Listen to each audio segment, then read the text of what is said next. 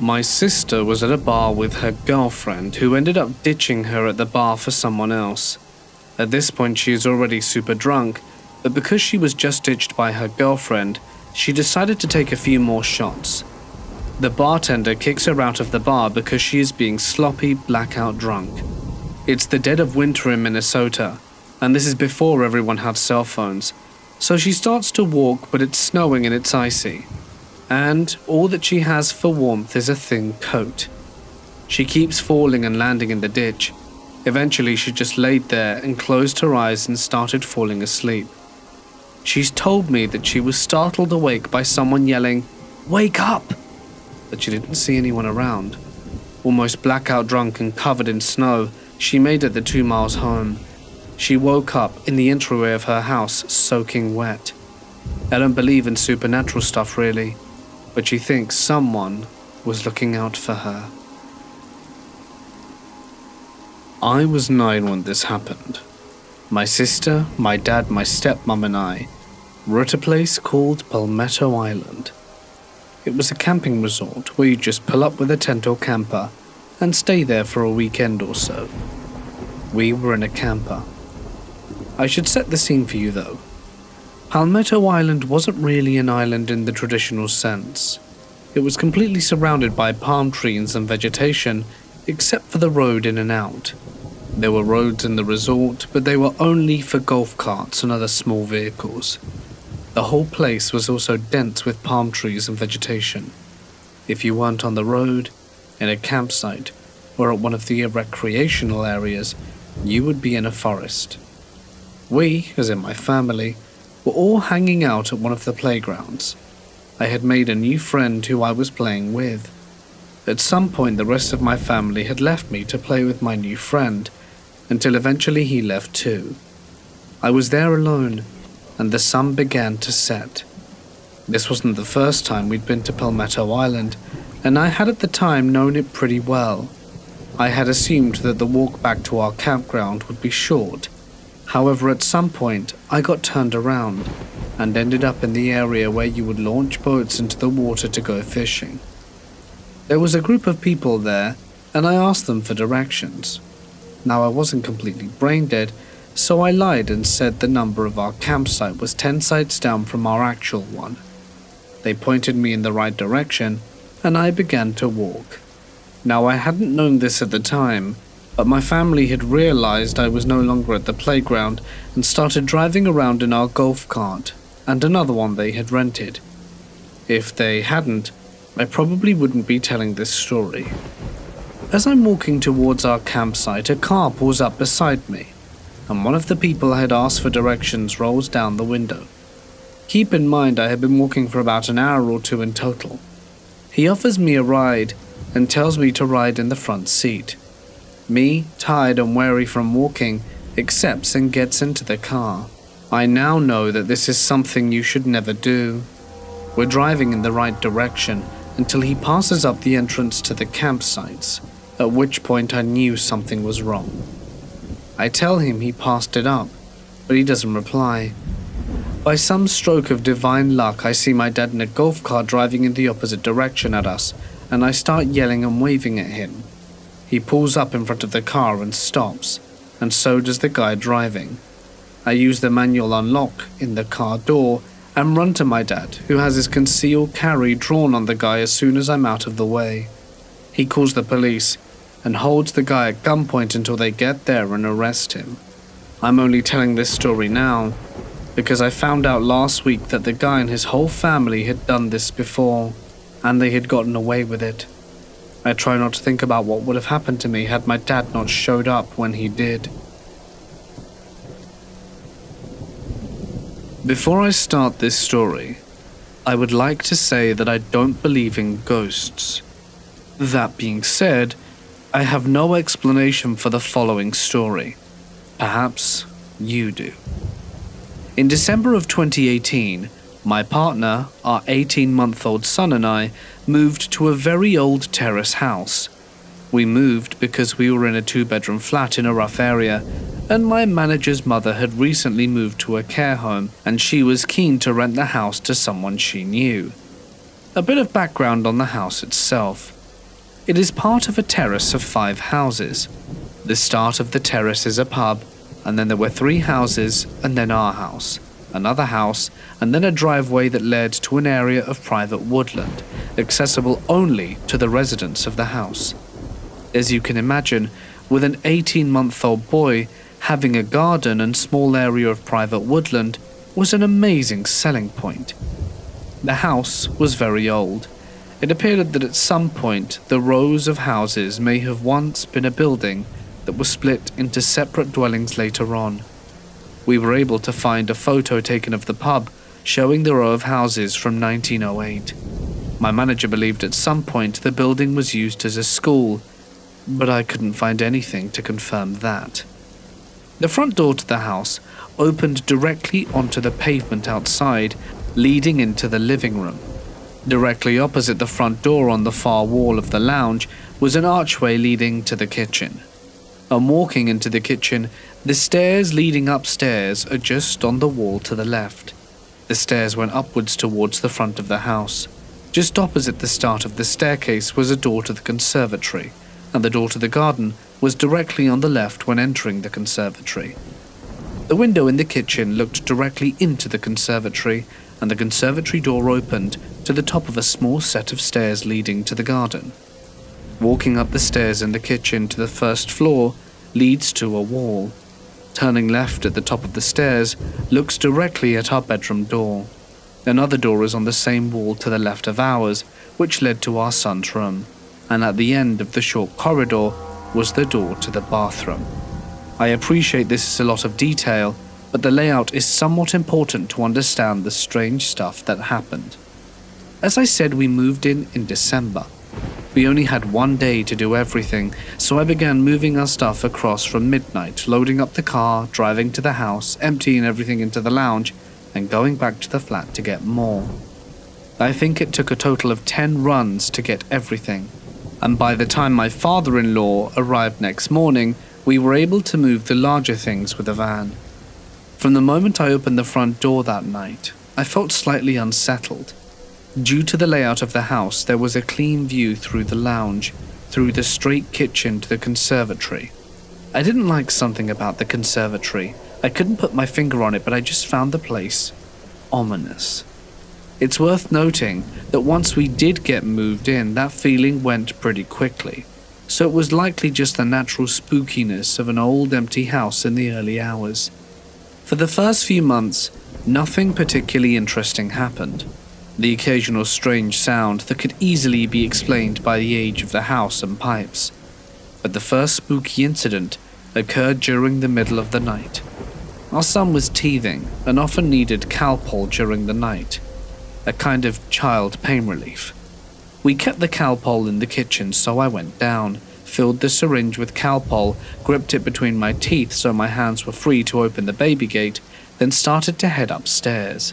About 3 steps up, a shadow rushed past the stairs as if moving from the lounge door to the conservatory door. This was accompanied by a whooshing sound and a physical sensation of the air shifting from something moving quickly. What was particularly spooky was that our microwave was on the work surface, meaning the light from the clock was visible from the stairs. As the shadow flew past, it clearly blocked my view of the light from the clock for a split second. Naturally, I ran up the stairs as fast as I could, gave my son his Calpol, and spent an hour trying to convince myself the shadow was caused by the syringe in my mouth getting between the light of the microwave and my eye. I tried to replicate this the following night for a while, but there was no conceivable way or position I could put myself or the syringe in that would cause anything like the shadow I had witnessed. Nothing else happened for at least 6 months. Then one night, myself and my partner woke up to an almighty crash from our son's room, and him screaming. We jumped up and got to his room no more than 10 seconds after the crash, and found our son in the middle of his bedroom around 8 feet from his bed, laying on the floor crying in his sleep. He had a bed rail on his bed, and had never once fallen out, and even if he had, how far he had gotten from the bed, and the volume of the crash made no sense. We got him back to bed, and both pretended we believed that somehow he'd fallen from it. Another few months went by, and when taking my son to bed, the next creepy incident occurred. We had a very consistent routine. We'd go upstairs and brush our teeth. My son would then run to his bedroom, followed by me. Occasionally he'd close the door and pretend to hold it shut as a game, so when his bedroom door closed, I assumed that's what was happening. I gently pushed against the door to pretend I couldn't get in, and the door slammed shut ridiculously hard. If my fingers had been in the door, they would have come off. There was absolutely no way my infant son could push the door that hard. I told my son to let go of the door and pushed it with all of my might, but couldn't get it to open. It was stuck shut. The door would open slightly and get pushed back against me, as if someone was on the other side pushing against it. I shouted for my son to let go of the door, and he shouted back. His voice was clearly coming from his bed around 10 feet from the door. Then all the resistance stopped. I flew through the door to find my son in his bed, as he said he was. There was no way he could have gotten from the door to under the covers, in his bed, in that split second it took for me to push the door open. Everything until that point I could explain, in unlikely but possible scenarios. The syringe causing the shadows, my son falling from bed. But that one I could not explain. I still can't to this day. My son was too young to really understand when I asked him what was holding the door shut, so I never got any answer if he saw anything. He didn't seem scared though. I think he thought I was pretending I couldn't get in to make him laugh. After, we didn't have many problems, until the last day I spent at the house. We bought a house and moved everything across. I had to go back to the house one last time to pick up the few last bits and have a clean. I waited until my son was in bed, so I went to the old house at around 8 p.m. in winter. It was quite dark. I spent an hour in the house, and the best way I can describe it was like a haunted house from a movie. I could hear footsteps running around upstairs while I was downstairs. Not like occasional footsteps. It sounded like my son and his friends did when they were running around upstairs. The only time it stopped was when I started walking up the stairs. I hoovered upstairs, and while doing so, the conservatory door downstairs slammed itself shut. When I hoovered downstairs, all 3 upstairs doors slammed shut one after another, all so hard the house shook. When cleaning under the stairs, I could actually hear someone walking down them. The stairs had gaps between them. It was sort of like a floating staircase. So, I'd have seen someone's feet if they were there. And alas, I didn't see a thing. But the footsteps I could clearly hear pass over my head and reach the bottom of the staircase. Then I began to hear talking upstairs. I couldn't make out the words, but it sounded like a man arguing. That was my limit. I decided that anything I'd left behind at that point wasn't worth keeping. I grabbed the hoover, ran to the car, and never went back. My manager sold the house after we moved out. I have no idea if the lady that bought the house had any problems, but I definitely wouldn't want to go back. I'm an emergency medical technician, and about a month ago we got a call for a really bad car accident with 2 passengers. I found out after the fact that a teenage guy still in high school and his girlfriend were doing 90+ miles an hour in a Mustang, and a cop saw them and went to pull them over. But instead, the guy took off. The guy took a turn way too fast and slid into a pole. We got to the scene and found the car had slid into the pole and wrapped itself around it. It almost looked like a game of horseshoe. The passenger side hit the pole, and his girlfriend was very clearly dead, likely on impact. Her head was flattened on the side, her eyes hanging out, with brain oozing out of her nose and most major bones clearly broken. The teenage guy was semi-conscious. He was looking around in shock, trying to figure out what had just happened. He had blood coming from his ears and nose. His right cheekbone caved in. We managed to get him out the car with surprising ease, as the driver's side of the car wasn't damaged bad enough to jam the door shut. We cut off his clothes, put him on a stretcher with a collar on, and immediately put him in the ambulance and floored it the whole way to the hospital. I could see every time he took a breath, his broken ribs would pop in and out while I listened to his lungs fill with blood. I could see major bruising take place on his torso and he was starting to fade. I just became an EMT a few months before this, so I was new and didn't really know what to do. All of a sudden he stopped breathing and we hooked him onto a ventilator. I was frantic. This was one of my first major calls and I'd never seen anything like this. My more experienced partner, a paramedic, remained calm and tried to assure me that everything would be okay. And just as I was starting to calm down a bit more, the patient went into cardiac arrest. I began performing CPR, and I could feel his ribs were broken as I performed it, and my partner hooked him up onto the life support. Shortly after we arrived to the hospital, my partner and I rushed out of the ambulance to get the patient in. A trauma team was already waiting for us, and my partner told them everything that happened to us as the guy's mum arrived. She was frantic, and I had to try and keep her away from her son, as she asked me what happened. I explained to her what happened, and that he was on life support and a ventilator, and the hysterical mum was like, "Life support?"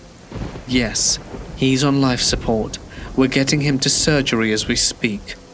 At this point, my partner comes back over to me after relaying all the information to the trauma team, and the mum asked me, "So you mean to tell me if you took him off life support, he'd be dead?" And my partner solemnly replies back with, "No. What I mean to tell you is that he is dead, and we're trying to bring him back." We excused ourselves as we had more calls to attend to. We later found out from the surgeon on hand that about 15 minutes after the arrival of the patient, he succumbed to his injuries. It's so haunting to me, hearing his lungs fill with blood, and seeing his broken ribs move with his breathing, seeing his look of shock as he coughed up blood from his nose and mouth. I can't handle coins anymore because the metal smell reminds me of the smell of blood. I can't see things with ketchup or syrup or similar because it reminds me too much of all the blood. I can't unsee any of this stuff, and it haunts me. I have nightmares frequently about it. I don't think I'm gonna last in this job. This happened to me when I was about 11 years old. It was the 90s. I've lived my whole life in El Paso, Texas. The culture is rich in folklore and religious beliefs. Many Hispanic families have stories of the paranormal. One popular legend is that of the Weeping Woman, or La Llorona. The legend of La Llorona, Spanish for Weeping Woman, has been a part of Hispanic culture in the Southwest since the days of the conquistadores. The tall, thin spirit is said to be blessed with natural beauty and long flowing dark hair, wearing a white gown. She roams the rivers and creeks, wailing into the night, searching for children to drag and scream to a watery grave after taking the lives of her own. No one really knows where the legend of La Llorona came from. Though the tales vary from source to source, the one common thread is that she is the spirit of a doomed mother who drowned her children and now spends eternity searching for them in rivers and lakes. One night, just like any other night, I was living in a trailer with my mum and dad. My youngest brother was staying with my aunt this night, and I fell asleep watching Jay Leno as usual. And when I woke up, I was on the sofa in my living room. The time was 4 a.m., which illuminated from the stove in the kitchen. The television was off, and normally I had the light on, but this time it was pitch dark. I woke up, and I heard this horrible screaming that was coming far off in the distance. The screaming was coming from a ditch that was a few feet away from my home. I heard it and I thought I was hearing things, and I asked myself, am I dreaming? Then I started to hear the animals outside howling and whimpering. These animals that I speak of are cats and dogs. As the screaming got closer, the animals continued to cry. The screaming was something I have never experienced before or since.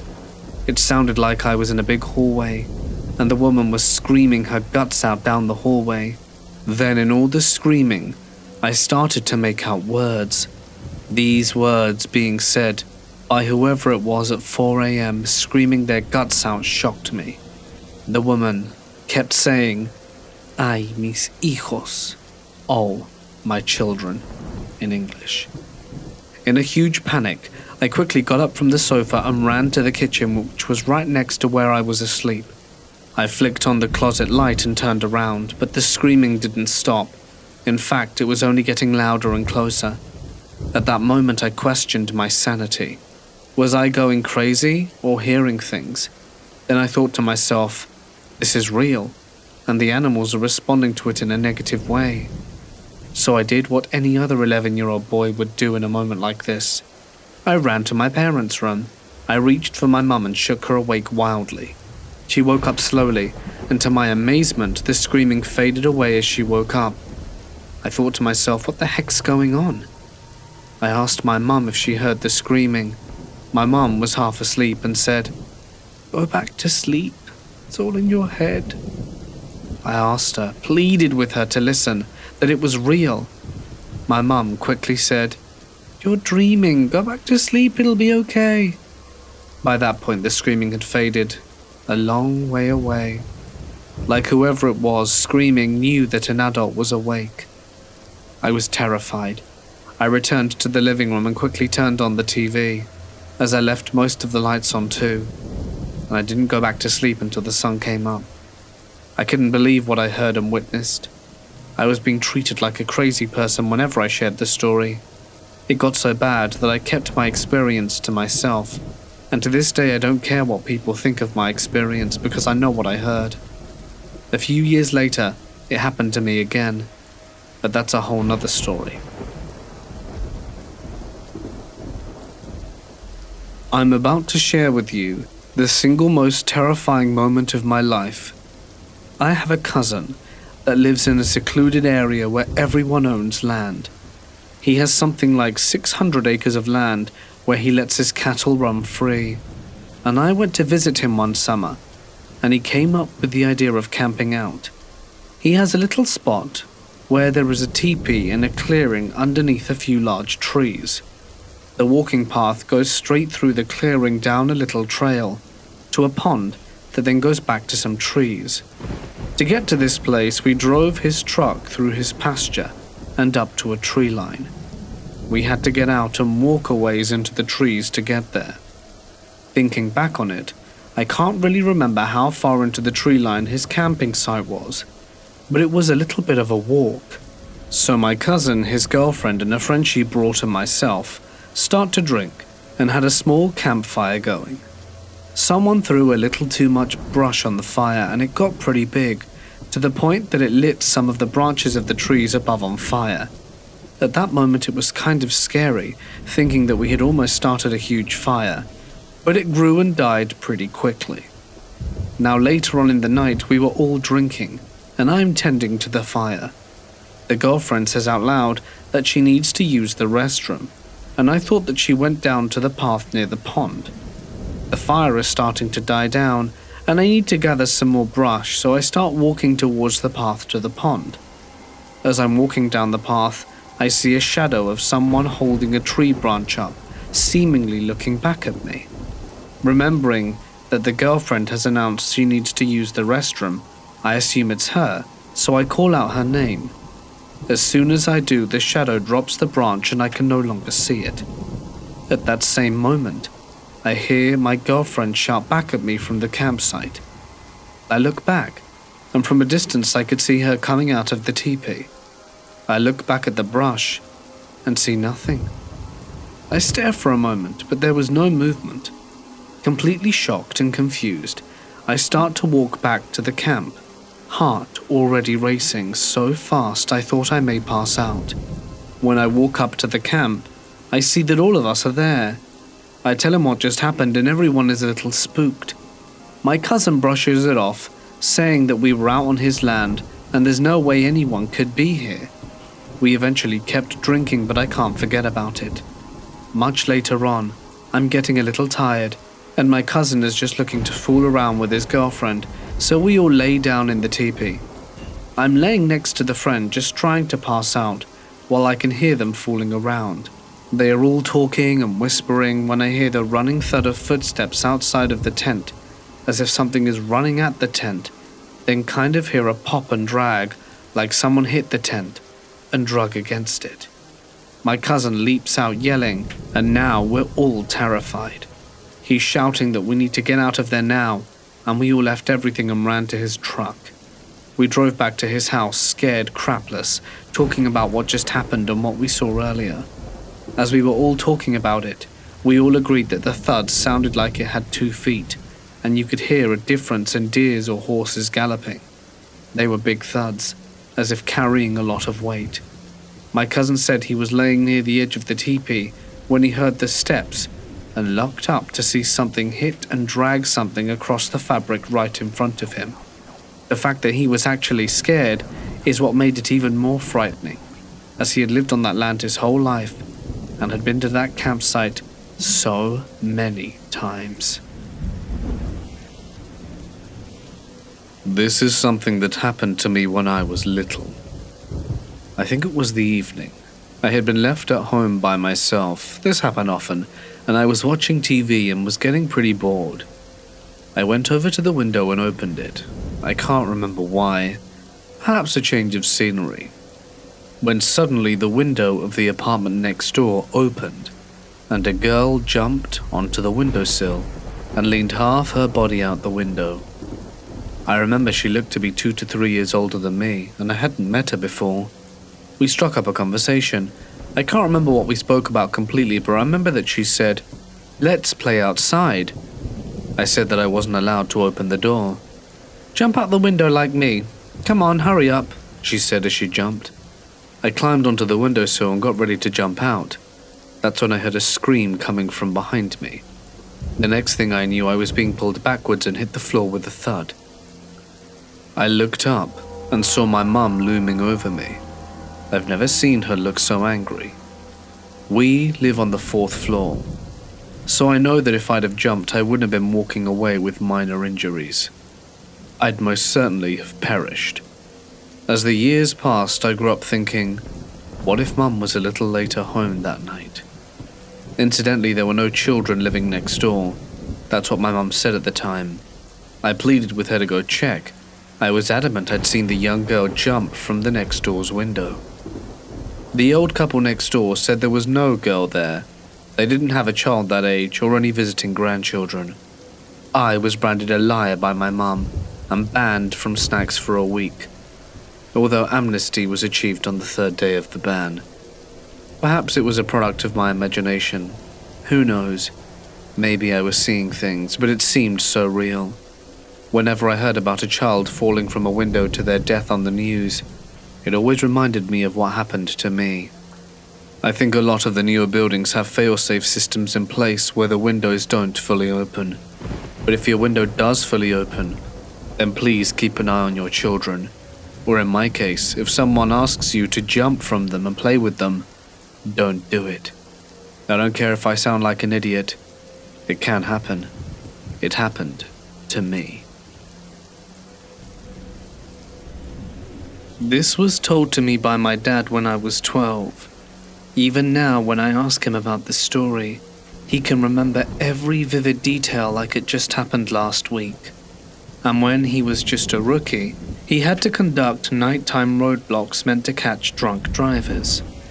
They had done it many times before, and this night started routine enough for them. That was until this Toyota Corolla drove up to them with what looked like a white blanket on its roof, flapping in the wind. They thought it was weird, but did not see anything amiss about it. One of them even joked that this guy was multitasking by drying his laundry and driving home at the same time. The laugh stopped when the lone car came closer, and all of them saw what looked like a woman in white lying face down on top of the car. The woman seemed to slide like a slug backwards until she disappeared behind the car, as it eventually came to a stop in front of them. It took a few minutes for my dad's team to recompose themselves as they stared at each other, as if to say, "You guys saw that, right?" The most senior of them finally stepped up and shot the unusual question to the driver.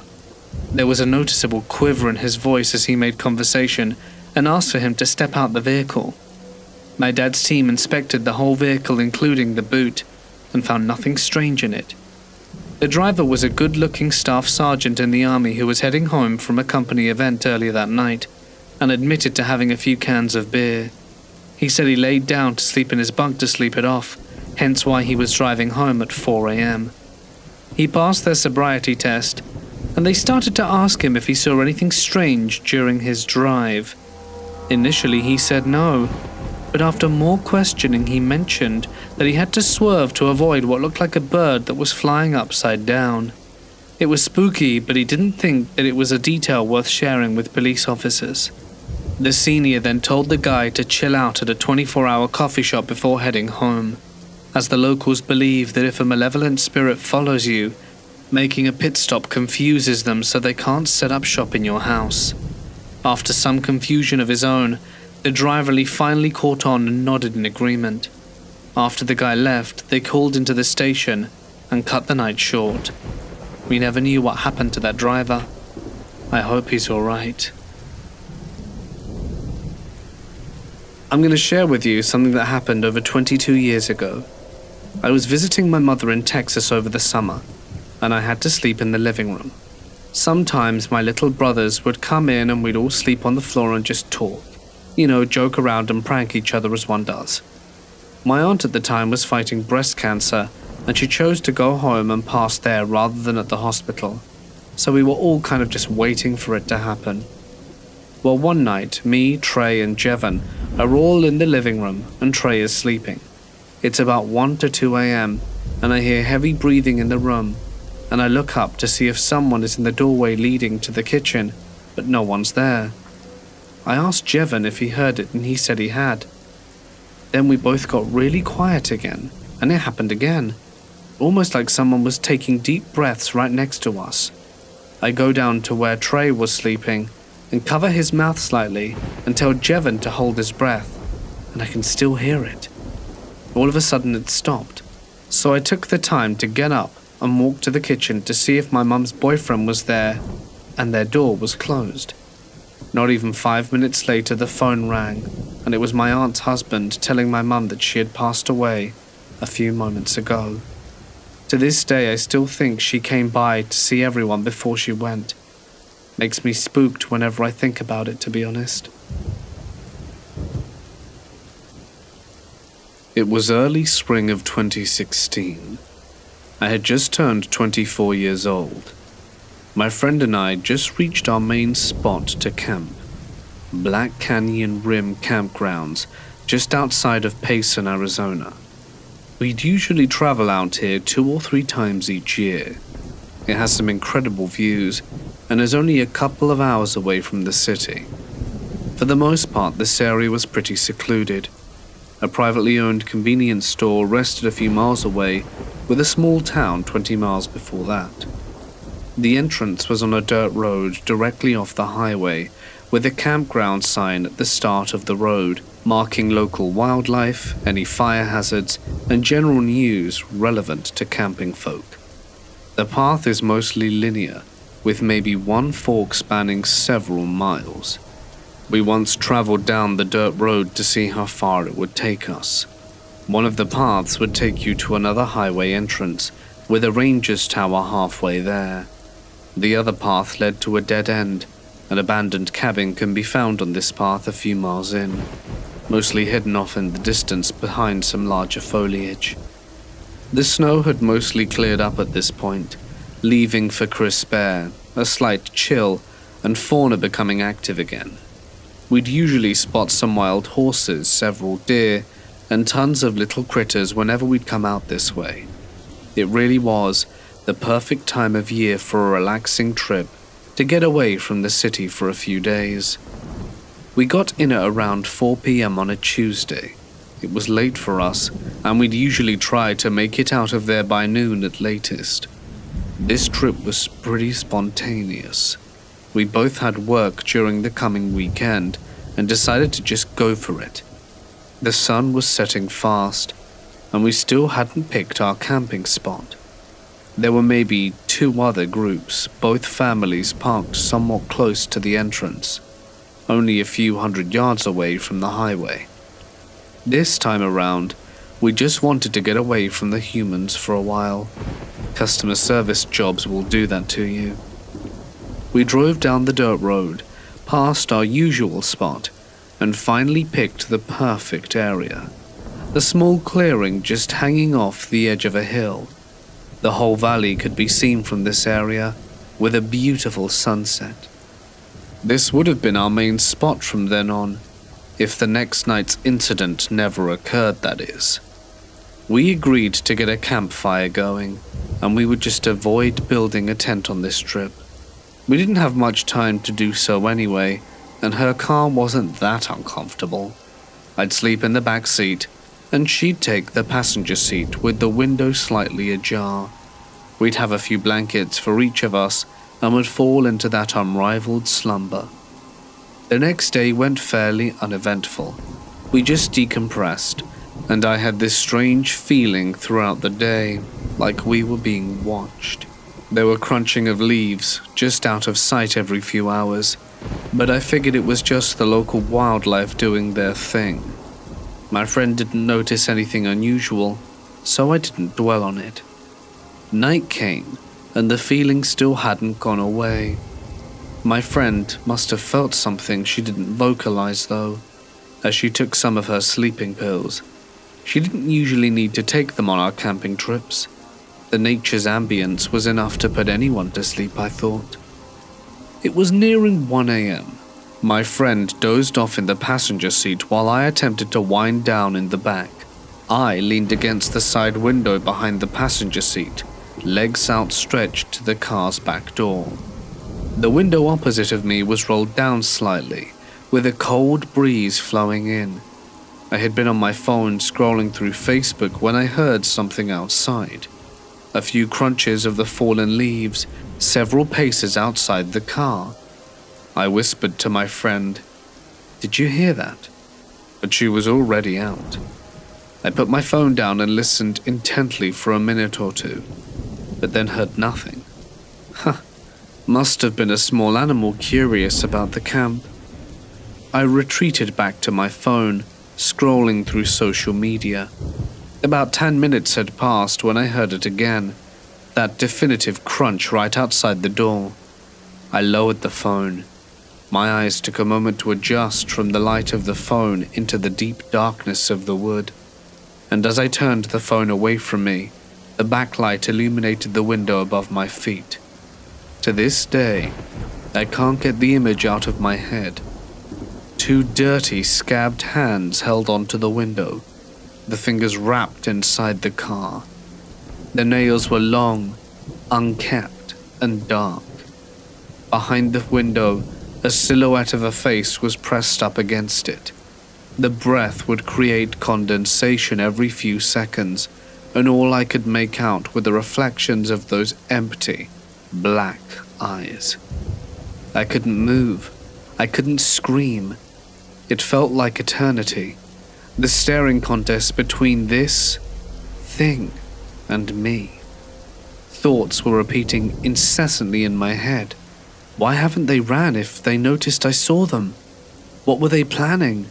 Is this the face of death? After probably 10 seconds of not doing anything, the hands slowly unclenched the window and receded into the darkness. The condensation on the window dispersed, and another few seconds passed before I heard the dreaded crunch, crunch, melodically fading into the distance. I still just sat there. What on earth had just happened? Why didn't I do anything? Why am I still not doing anything? With that thought, my body shot into adrenaline. I pounded on my friend's seat, waking her up from her slumber in a dizzy confusion. I unlatched and kicked open the back door and took a moment to scan the area. Whoever they were, Whatever it was gone. I scrambled to pick up any important camping supplies we left outside and cramped everything into the back seat and trunk, periodically looking over my shoulder and listening for those 2 footsteps.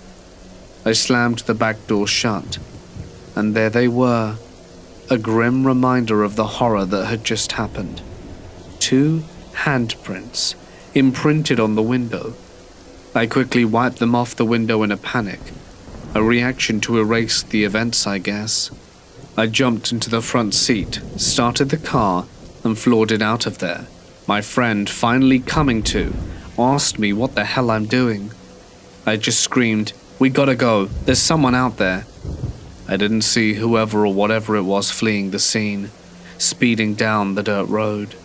My friend insisted I slow down, and eventually I did. We reached the highway, and I proceeded to drive 20 or so miles before we reached a Denny's, where my friend asked for us to stop and eat to explain everything. The nightmare subsided a few months later. My embarrassment continues to this day for the state of shock I was in at the time. Everyone says you have a fight or flight instinct, and I'm confused whether I have either. I mean, I just sat there and did nothing. I frequently tend to ask myself who was out there. Another camper messing with us? A resident of the abandoned cabin down the dirt road? Or maybe something more paranormal residing in the forest watching lone, vulnerable campers as they drift off to dreamland. We'd still go camping there in the years ahead, but never too far from the highway. Whatever it was, I hope I've seen the last of it. When you are home alone at night, it can be pretty creepy sometimes, right? Even as a kid, I tried to avoid reading any of my scary stories or watching creepy things at night. This happened one night when I was home alone. My parents were out late. They didn't leave me home alone all that often, and they would only do it maybe once a year. I didn't ever mind. It was pretty fun having dinner, watching TV, and hanging out in my room. That was, of course, until nighttime came. That night I lay in bed and was thinking of watching something on TV, probably eating some snacks, when I heard a knock on the door. I'll always remember this. There were 3 quick knocks. I ignored it. It was parents' advice, and they told me that if anyone came to the door while they were gone, I wasn't supposed to answer it. Then I heard something else. There was the unmistakable sound of someone walking down the stairs towards the door. My body became instantly stiff, because I knew that there was no one home except for me. I tried my best to force my heart to calm down, but it just kept on beating faster. I remember saying to myself, "Calm down, there's no need to panic. Come on, you're not a kid anymore." I told myself that, but I wasn't sure I was listening. The footsteps seemed to stop midway down the stairs, and I scared myself with the notion of whether the owner of those footsteps was going down or coming back up. After a few moments, I somehow managed to convince myself that I was hearing things. I didn't want to be freaked out anymore, so I put my headphones back on and searched for some kind of comedy show on my phone. I could still hear rumbles coming from within the house. It was natural to hear house settling noises because our house was pretty old, so I tried not to allow my imagination to run away with itself. Then I heard a horrendous thud, and it sounded like something very heavy was hitting the ground. Sweat began to drip down my back. I really didn't know what to do, but I managed to find enough confidence to use the bathroom when the house seemed still. Usually I can't sleep unless the lights are off. I mean, even a blue charging light is enough for me to turn on my side and bury my face in the pillow. However, that night there was no chance that I would be sleeping in the dark. I lay in bed for a while, but I wasn't able to fall asleep. I felt as if I needed to know what the sources of the sounds were. I managed to psych myself up enough to leave my room and run to the landing.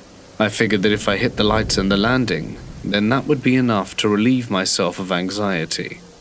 If I hit the lights and saw that there was no one stopped on the stairs like my ears told me, then maybe I'd get a decent night's sleep. I was wrong. I ran out to the hallway, and before I could hit the lights, I saw a dark, shadowy figure halfway down the stairs. I knew that figure. The outline was unmistakable. It looked exactly like the guy who lived in our neighborhood. The guy that lived, as it happened, right behind our house. He lived alone in a detached house. I was terrified to see him in our house, especially when I was home alone. Not because I felt I was in any danger, simply because I knew what I was seeing could not possibly be true, as I knew for a fact that the man had passed away. His sister found him. He had decided to end things himself. It was sad, but our families were never really acquainted. We lived in the same neighborhood but didn't talk much except for the odd hello. It made no sense why he would be here. I thought to myself, why did you come here? The moment that thought had registered in my brain, I heard myself begin to scream. I knew that I was home alone, and that no one would answer my scream, but I screamed anyway. But then something happened. After I let out that scream, it seemed as if I calmed myself. I don't know why, but once I was able to confirm the identity of the person in my house, I stopped feeling so scared. Stood there for a while, and I watched him just stand there staring at me. After 30 seconds or so, he crouched down, and I felt as if I wasn't in danger, so I returned to my room and slept with the lights off. I felt so secure. I cannot explain this shift in me. I really don't know. I slept soundly, so unafraid. It would be years later that I would learn that the presence in our house was the reason for our family move. It wasn't just me who experienced the figure on the stairs. Both my parents admitted to being frightened of a black shadow there. It seemed as if I was the only one who seemed to be at ease with it. It was years later now, and somehow I'm waiting for the night I'm visited again, but I wouldn't know what to tell my husband if it happened. Me and my colleague who joins me in the car halfway there meet police outside the outskirts of town. It was fairly obvious that the house was run down and practically grey due to age, but if you focus enough you could see that it was yellow as the actual house colour. It didn't help though that it was 8 in the morning in December in Sweden.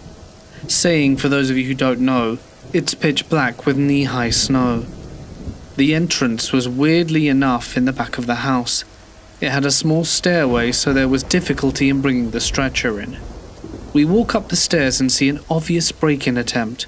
Broken glass, window off the door, like someone grabbed the handle from the inside. The police say it was an anonymous call about the place, so it might have been a burglar or an uninvited family member. Police say the family had practically no connection to the woman anymore. So we walk in, and we're met by a heavy stench. So we walk back to the car to gear up for any other action needed. We walk in again, and now we notice there are several padlocks on each door in the narrow hallway, and tape to seal it further. Most shocking to me was that the bathroom door was straight ahead of us. It had 2 padlocks and full silicone sealing along the cracks. This is where we met the stench again, through our masks.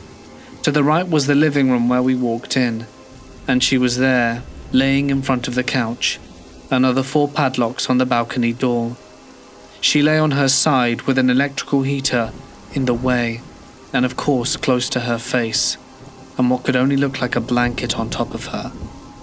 Upon further inspection, her face was gone, surrealistic, dried, moving, worms, holes. We lifted her blanket off the body, which apparently was a picnic blanket, the kind where there is isolation and plastic underneath and fleece on top.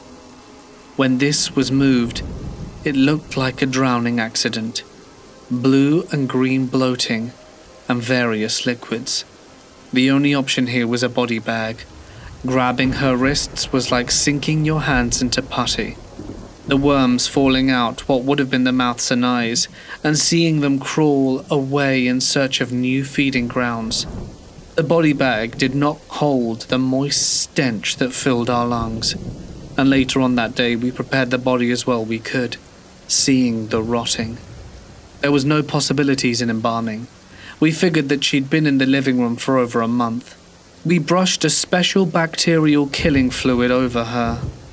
That's all we could really do besides removing as much of the worms as we could. They had made it to the lungs, going to the heart.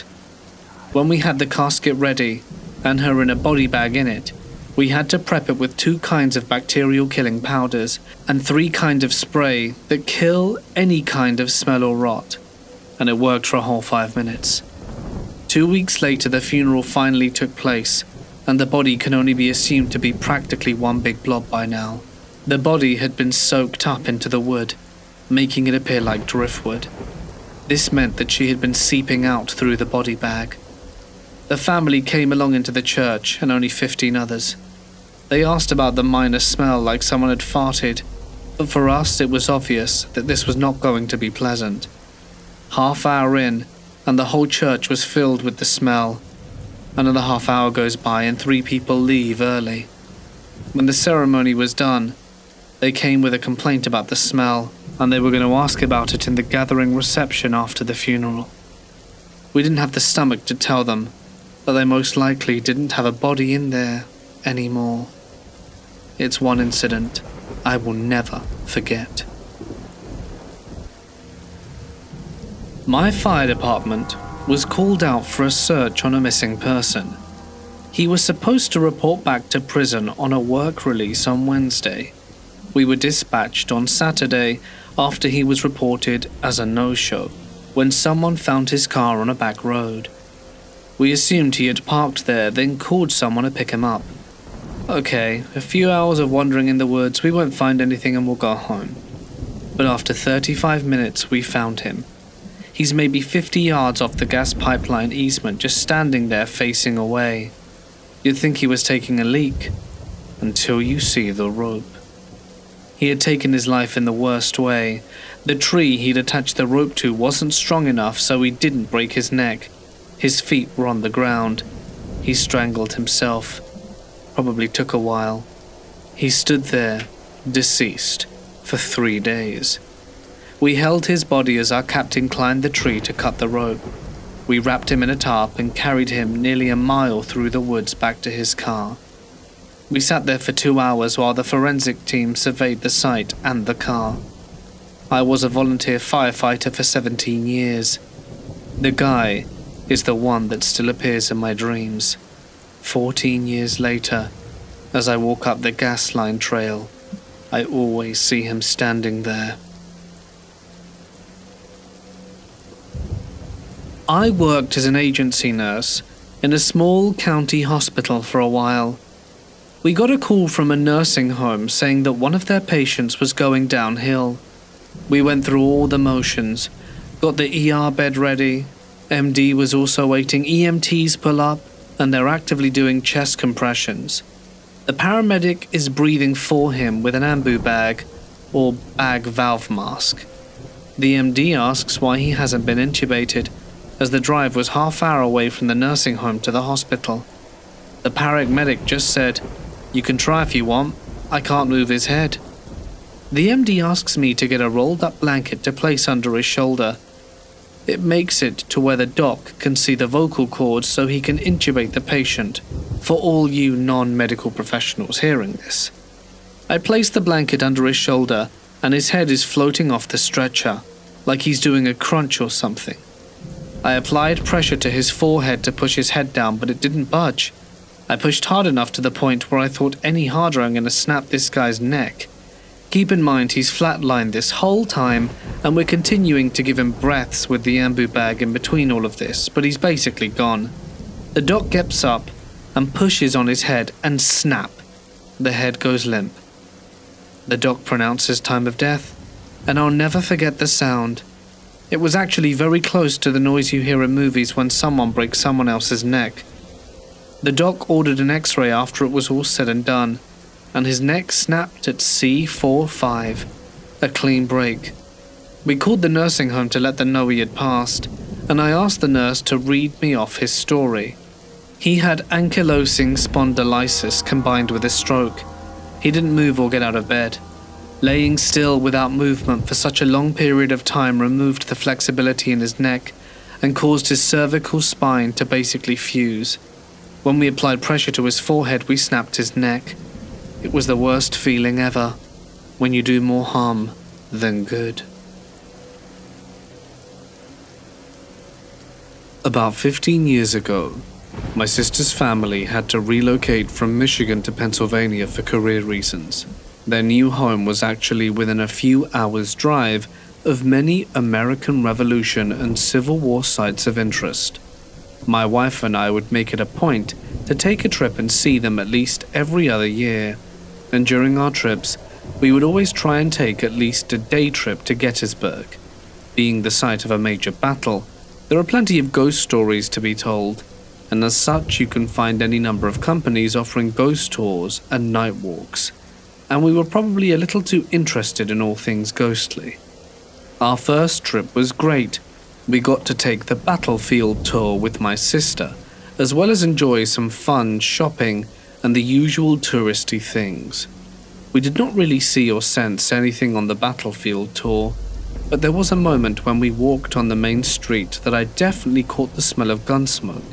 It only lasted for a few seconds, so I didn't say anything, until I noticed a confused expression on my sister's face. That's when she looked at me and said, "Gun smoke?" I confirmed it as well, though, as I recall, we were the only two that noticed it at all. There was no demonstration going on at the time. We chose a ghost tour for the night, but nothing more noteworthy happened. It was a fun walk through the town at night, though. That was it for our first time there, but our second adventure would prove to be much more eventful. Our second trip, we wanted to stay overnight in Gettysburg so that we could do a late-night ghost tour. We also had decided that we were going to stay at a bed and breakfast that was known to be haunted. I believe it was called the Tilly House Inn. There is a very awesome and inspiring backstory of a 15-year-old girl called Tilly who helped out soldiers during the war. The hauntings reported consistently include disembodied footsteps up the main staircase and generally all throughout the site. The voice of a young girl's laughter, as well as an apparition of a young girl. Reports of the sensation of someone sitting at the foot of the bed, as well as the feeling of being watched.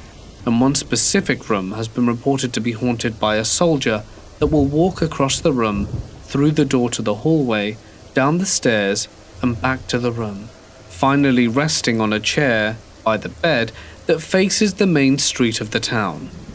We didn't really do much research into the hauntings before our stay, and only found out specific hauntings after the fact. So my experience there wasn't pre-programmed. During our stay, we took part in a live ghost hunt with a group of people led by a local professional.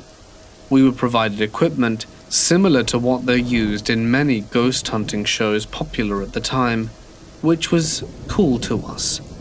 Aside from some hits on our EKG meter, nothing much happened, but it was a little distracting as some of the other hunters were annoyingly loud and shouting the entire time.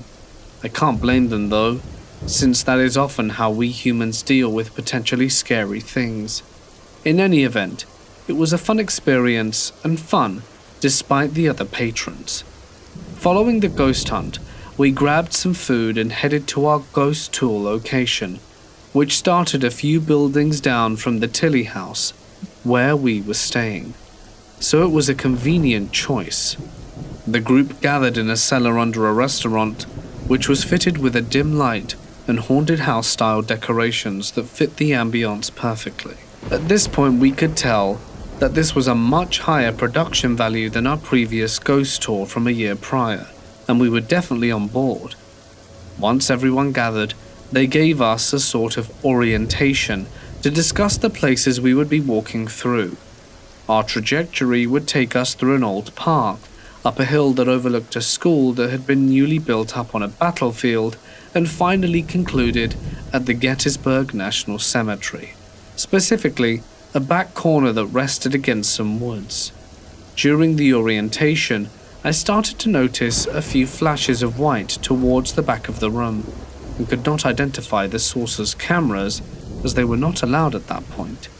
Eventually, we were on our way. The first stop on the tour was more informational than anything, and though I found the stories interesting, I didn't notice anything out of the ordinary. Our final stop was the cemetery, but we stopped a few yards away, and our tour guide gave us a brief history about the area of the cemetery where we were going to stop. At the moment, I had a feeling it was going to be a terrifying story to put the tour on the edge and more in the mood for ghosty stuff. I wasn't far off in my guess, as he related a story about the spirit of a young girl called Elizabeth. She, according to the story, was a young girl of around 11 from the Civil War period that fell fatally ill. Her parents were unable to provide medical help, so they had no other alternative than to let nature take its course. This tragically led to a slow and painful death over time. Because of this, as the story goes, Elizabeth has become a vengeful spirit at times and has been known to lure people into the woods, sometimes with tragic results. As the tour guide would say, some nights it's okay to go to the area of the cemetery, other nights it's not. He said that he had a trusted, psychically sensitive friend who he checks with. His friend would call him before the tour, and concerned, and asked if he was planning on taking them to the Elizabeth part of the tour, and would give a stern warning on those nights. Of course, ever the skeptic, I took it with a grain of salt, and simply went along with the ride once he assured us that it was safe on this particular evening. Gathering ourselves, the crowd, a mixture of fear, skepticism, and excitement, we walked up the road to a small clearing inside of the wooded area near the cemetery. It was pretty dark at this point, but we were still pretty much in town, so it wasn't unbearable. When we all arrive, the guide ushers us all to a circle around him and starts to take some deep, slow breaths, sending positive energies out to keep the angry spirits at bay, should she find an interest in our group. I was looking around the surrounding trees and back to the woods as we gathered, when I froze, noticing a white flash of light darting around out from behind the trees. It was around the clearing, yet never came too close to the group. It could have been roughly the size of an 11-year-old girl, which sent shivers down my spine. That's when the tour guide began talking about potential ways Elizabeth may manifest, usually in the form of a white light that will dark around the clearing yet never come close. I regained my breath and kept my experience to myself. After the guide was confident it was safe, he allowed the amoeba of people to do a bit of exploration within the clearing, so long as we did not go into the woods. I, of course, immediately walked into the tree line and looked on into the woods in an attempt to see anything else back there. And sure enough, further out in the trees was another white flash of light. I noped back towards the cluster of people, as even my own high tolerance to ghosty things had found its limit within this creepy situation. Once I rejoined the group, I did take one last glance into the woods and thankfully didn't see anything. One last creepy thing did occur, however, though I am often wondering if it was just my mind playing tricks on me after my previous experience. You see, after my last glance into the woods, I turned back towards our tour guide, who was a few 100 yards ahead of us, and through my peripheral vision swore my wife, or at least another gal in the group, passed behind me and through the gap in the group. As I turned around to go join them, there was literally no one filling the gap, and my wife was on the opposite side of the group, talking to my sister. And if it had been another girl in the group, she would have had to move very fast to disappear into the mob like that, though I'm not ruling that opinion out. But it was a creepy way to end the tour for certain. After the tour, we said goodbye to my sister and her husband, and made our way back to the Tilly house to turn in for the night. It was a pretty busy place, and our neighbouring room was kind of loud, but not too annoying so I couldn't complain. The evening continued without incident, and my wife and I talked about our experiences there and how we really enjoyed the tour guide, discussed our plans for the next day, and went to sleep. Our room was definitely the room haunted by the soldier, though again we had no idea, which is why the final experience for our stay that year in Gettysburg are even more compelling. I am unfortunately a light sleeper, and usually need some kind of ambient noise to be able to fall asleep. Often having a box fan going at night, but our room has no such fan, so the slightest noise would wake me. To top this off, I was already having a bit of anxiety after experiencing the ghost tour. A bit of information on the setup of the room. It was a pretty good-sized room, with 2 dressers and a couch. Most of the decor was in a Civil War manner to enhance the experience of staying in such a historic place, with the bed positioned next to the only window in the room, which was to the left as you entered it. There was also a pair of closed doors on the right that could access the neighboring room when opened. The headboard was up against the wall, so that one side of the bed would be facing the main part of the room, and the other was a few feet away from the window to allow side access to the bed. There was also a rocking chair next to the window and a nightstand on either side. So I was laying in bed, facing the window, as I usually do when sleeping, when I was jolted awake by a sense of a presence approaching the bed. I then heard a very definite creaking of hardwood floorboards, as if someone was walking into the room from the hall. Half asleep and slightly paranoid, I froze in bed for a second, then checked to see if my wife had maybe gotten up to use the bathroom, but she was fast asleep. The disembodied footsteps seemed to continue over to her side, then circle around the foot of the bed and over to mine. The hair on the back of my neck stood on end, and the left side of my body tingled with energy, as it tends to do when the paranormal is encountered. I felt something pass me by. Then the rocking chair by the window creaked along with the floor, as if something of substance just sat down. Initially, I was avoiding looking in that direction in case I saw something I didn't want to see. But finally, I couldn't help myself and turned towards the chair and window. I stared in awe between the ambient light and the street lamp and the darkness of the room, and I witnessed what I could only describe as the silhouette of a soldier in the chair, facing the window. Though it was very much a silhouette, I could make out the shape of some of its Civil War uniform down to the squared hat. I tried to mumble something like, "Hello there," then turned away and went to bed. Later, I would find that it's a common sensation in your room to witness the same thing, almost as if the remaining energy of a soldier is standing guard for those in the room, playing out the same routine time and time again. I don't know. The next day we left Gettysburg as planned and continued our vacation, and we've been there a handful of times before and since, but that trip has really stuck with me for a while.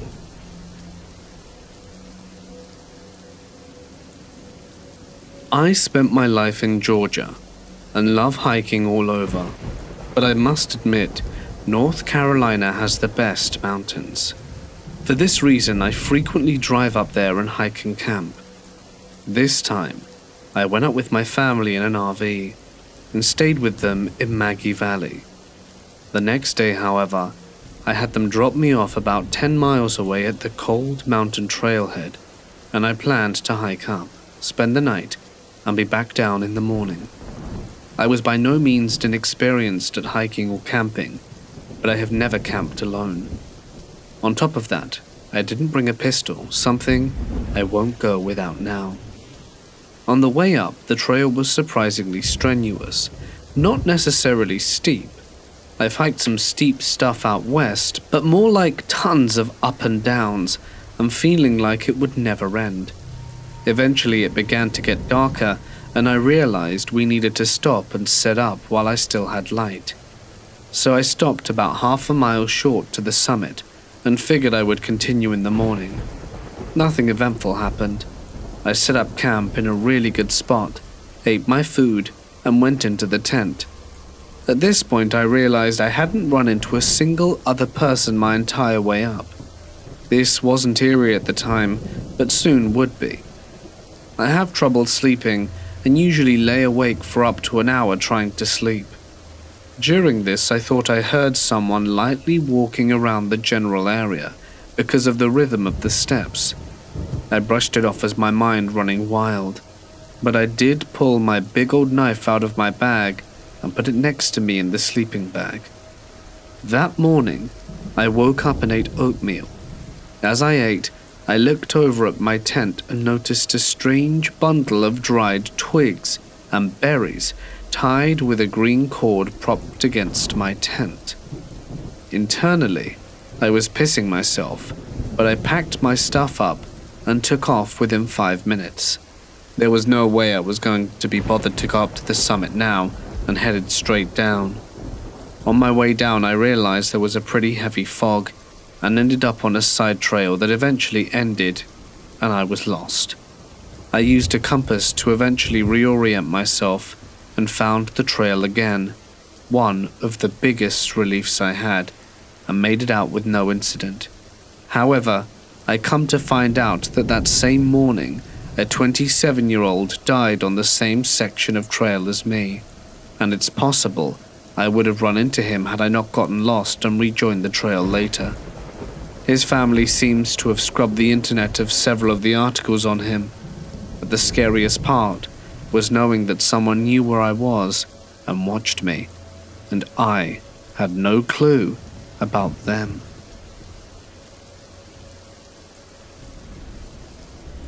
This happened after I got married. We had 2 young children at the time, and we have since moved from the house where this story took place. The place we lived in back in those days was really great. We lived on the top of a hill. The house was amazing and had a pretty big garden too. This was in a commuter town on the outskirts of a big city, which was the perfect place to raise our 2 young children. We were in love with the location and house, but on the night after we moved in, something strange happened. That night, despite the move and all the unpacking, I was unusually wide awake. I hated it because I really wanted to catch up on my sleep. When you have young children, you need all the sleep you can get, right? I shut my eyes and tried to force myself to sleep, but it wouldn't come. I was tossing and turning in the bed and just couldn't sleep. I guess that this might have been brought on by my nerves after starting life in this new home. When I checked my phone, I saw that it was past 2 a.m. I was bored of trying to sleep, so I decided to put my earphones in to listen to something on YouTube. I landed on some clips of one of my favorite TV shows and shut my eyes and tried to relax. My partner was sleeping soundly next to me, snoring. Our kids were in the bed too, and they were asleep, of course. I was the only one up. I was just pulling up the covers of my son to make sure he was warm, when I heard something that sounded like footsteps on the hardwood floor. My first thought was, someone's here.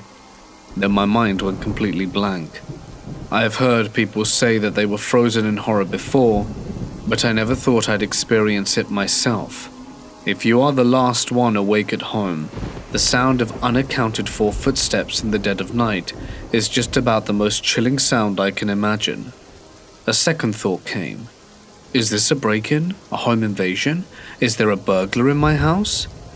Then it was as if a switch had been flipped in my brain, and I prepared myself for war. I readied the only weapon I had available, my phone. I heard those footsteps rise up the stairs very slowly. Then my house fell silent. The room we were all sleeping in was the closest to the stairs on the left. In other words, the owner of those footsteps was right outside the bedroom door. I lay there still. I had no idea if whoever was out there had a weapon, but I knew one thing. They assumed I was asleep, and at least I would have the element of surprise if they tried to open the door to come in. I don't know how many minutes passed, but I lay there as still as possible, and whoever was just beyond the door stayed just as still as I did, because there was no sound. My partner had stopped snoring, and the whole house was dead quiet. I could hear the sound of my own heart beating. Tension had wrapped its icy fingers around my heart. and a long time had passed since I heard a footstep. That's when I began to doubt myself. Could I have imagined them? I waited for 5 minutes to pass and didn't hear anything out there. I was sure if there was a thief in the house, I would have heard them leave if they weren't going to come into the bedroom. I needed to find out. I slowly and silently approached the door and listened, but heard nothing.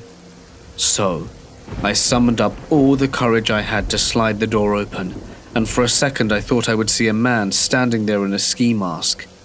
But to my relief, there was no one there.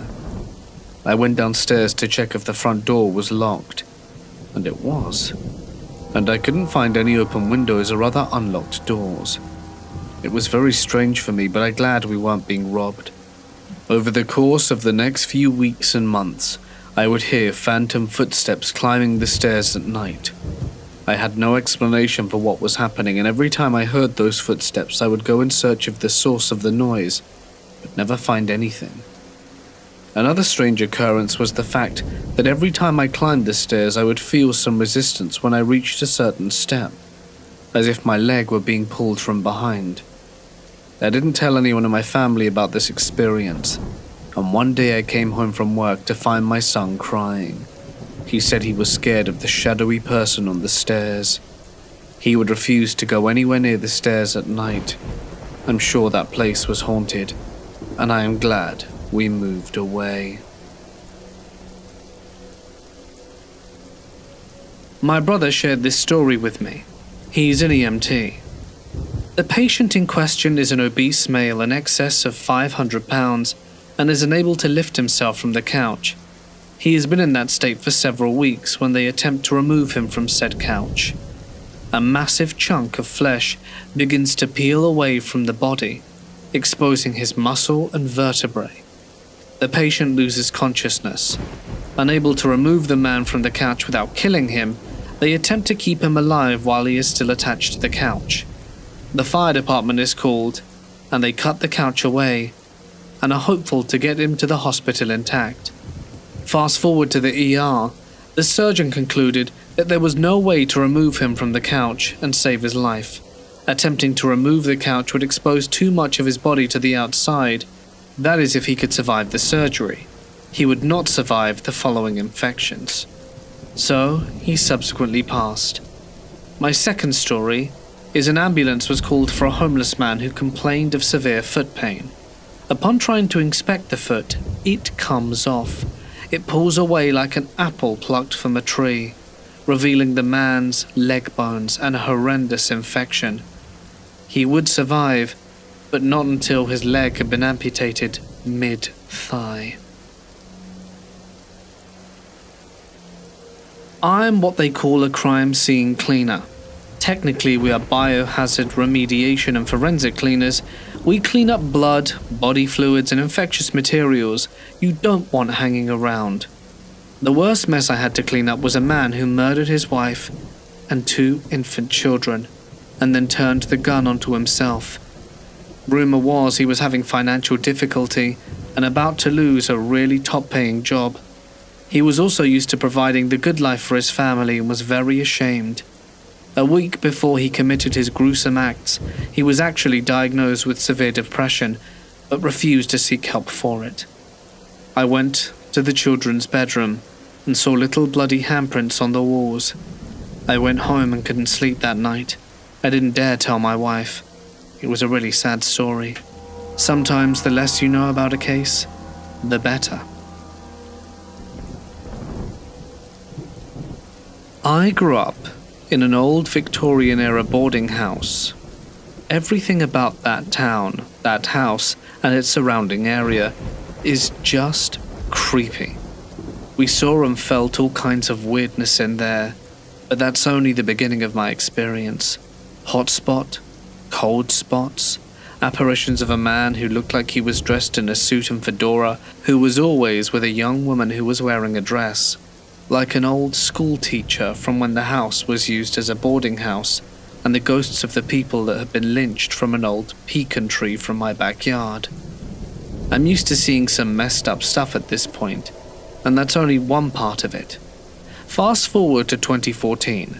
I enlisted in the US Navy and got assigned TAD to the USS Sternet in between my A and C schools. I was coming back to the ship one night, and I see someone aloft. That's not right. No one's supposed to be aloft at night, but someone probably got an okay from it somewhere, so whatever. I see them walking around, and then I decide to get the brow and look up, but don't see anyone. Guess they went inside already. I didn't think anything about it. The next morning we go underway. I went up to the smoke deck lake one night on the underway, and while on my way there, I see the upper half of a guy's face, and I could see coveralls with his second-class crows visible through the porthole window on one of the airlock doors that you go through on the outside. I make eye contact and shuffle over to him. He shuffled over too. Okay, I'll open it. Whatever. I open it, look around, and don't see him. He probably went over for another cigarette. I climb up there and I see some people in the dark, faces occasionally lit by the cherry from their cigarette. But I don't see that specific guy, and I just wanted to make sure he was okay. One guy pipes up and asks me if I saw him. Yeah, I reply, of course I saw him. Just need to know if there's a man overboard or something. He puffs his cigarette and slowly explains to me that the guy in question is deceased. He's a phantom that still haunts this location after apparently getting into a love triangle and couldn't deal with it and ended up taking his own life via rope. He then goes on to tell me that that isn't even the creepiest part, and that if I get the right permission, I should be able to go down to the skid and see if I see an entity. I agree, go talk to Chief Moon, and she says it's just about fine. When I go down there, I see a guy standing in the corner, back facing the ladder.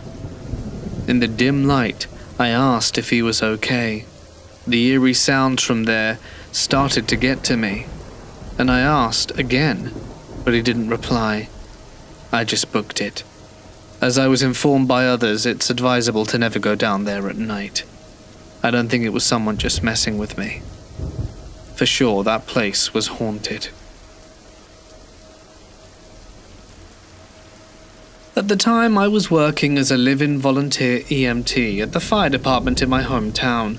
I lived in Maine, right near the New Hampshire border. It's a beautiful little vacation town. I miss it a lot actually, and visit it often. It's a one-streetlight slow town with more trees than people. A lot of the firefighters in our town were born into it, and I'm no exception. My mother was the emergency services chief, and we are all seasoned EMTs. She was a huge driving force in my life, and she pretty much made me into who I was at the time. A stone, cold, life-saving machine. I thrived on Red Bull and adrenaline. Now that I've got through that little backstory, you can start to understand that I am a rational person, and while I do believe in the supernatural, I'm not one to see a flickering light and cry, "Ghost!" This experience nearly made me quit my lifelong dream and leave the department I literally grew up in. I can't explain it. It was night shift, and I was part of a brand new live-in program to jumpstart our new EMT program.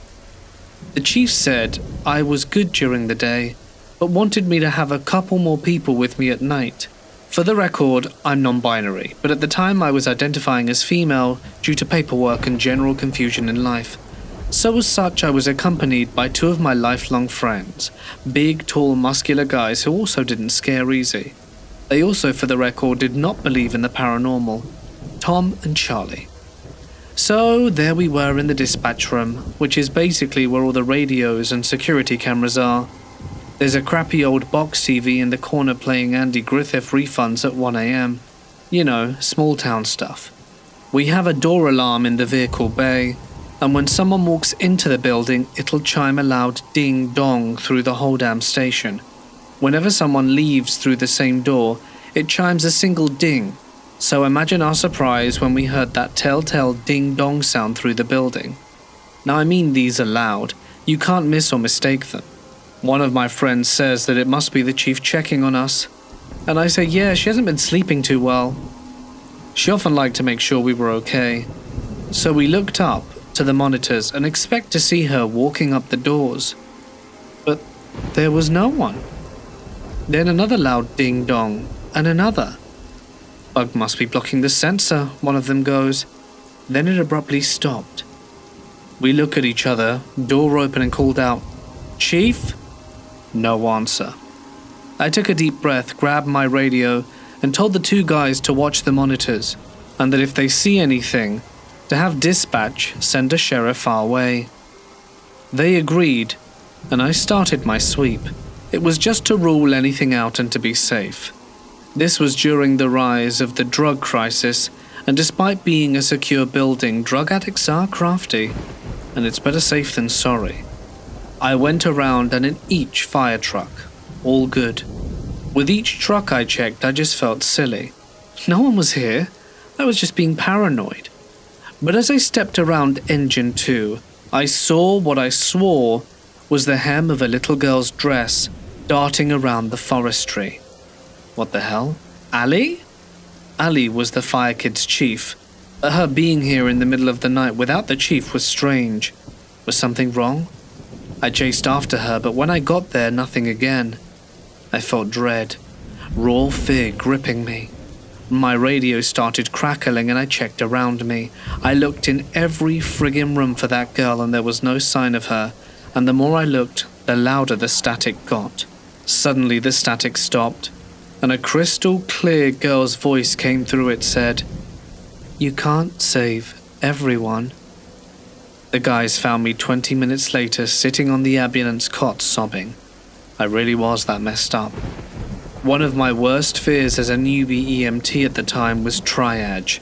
For those of you who don't know, triage is when you have multiple patients, you have to decide who gets saved first, and who's basically already dead, and who is okay enough to wait for additional resources. That night, we had 3 separate multi-patient incidents.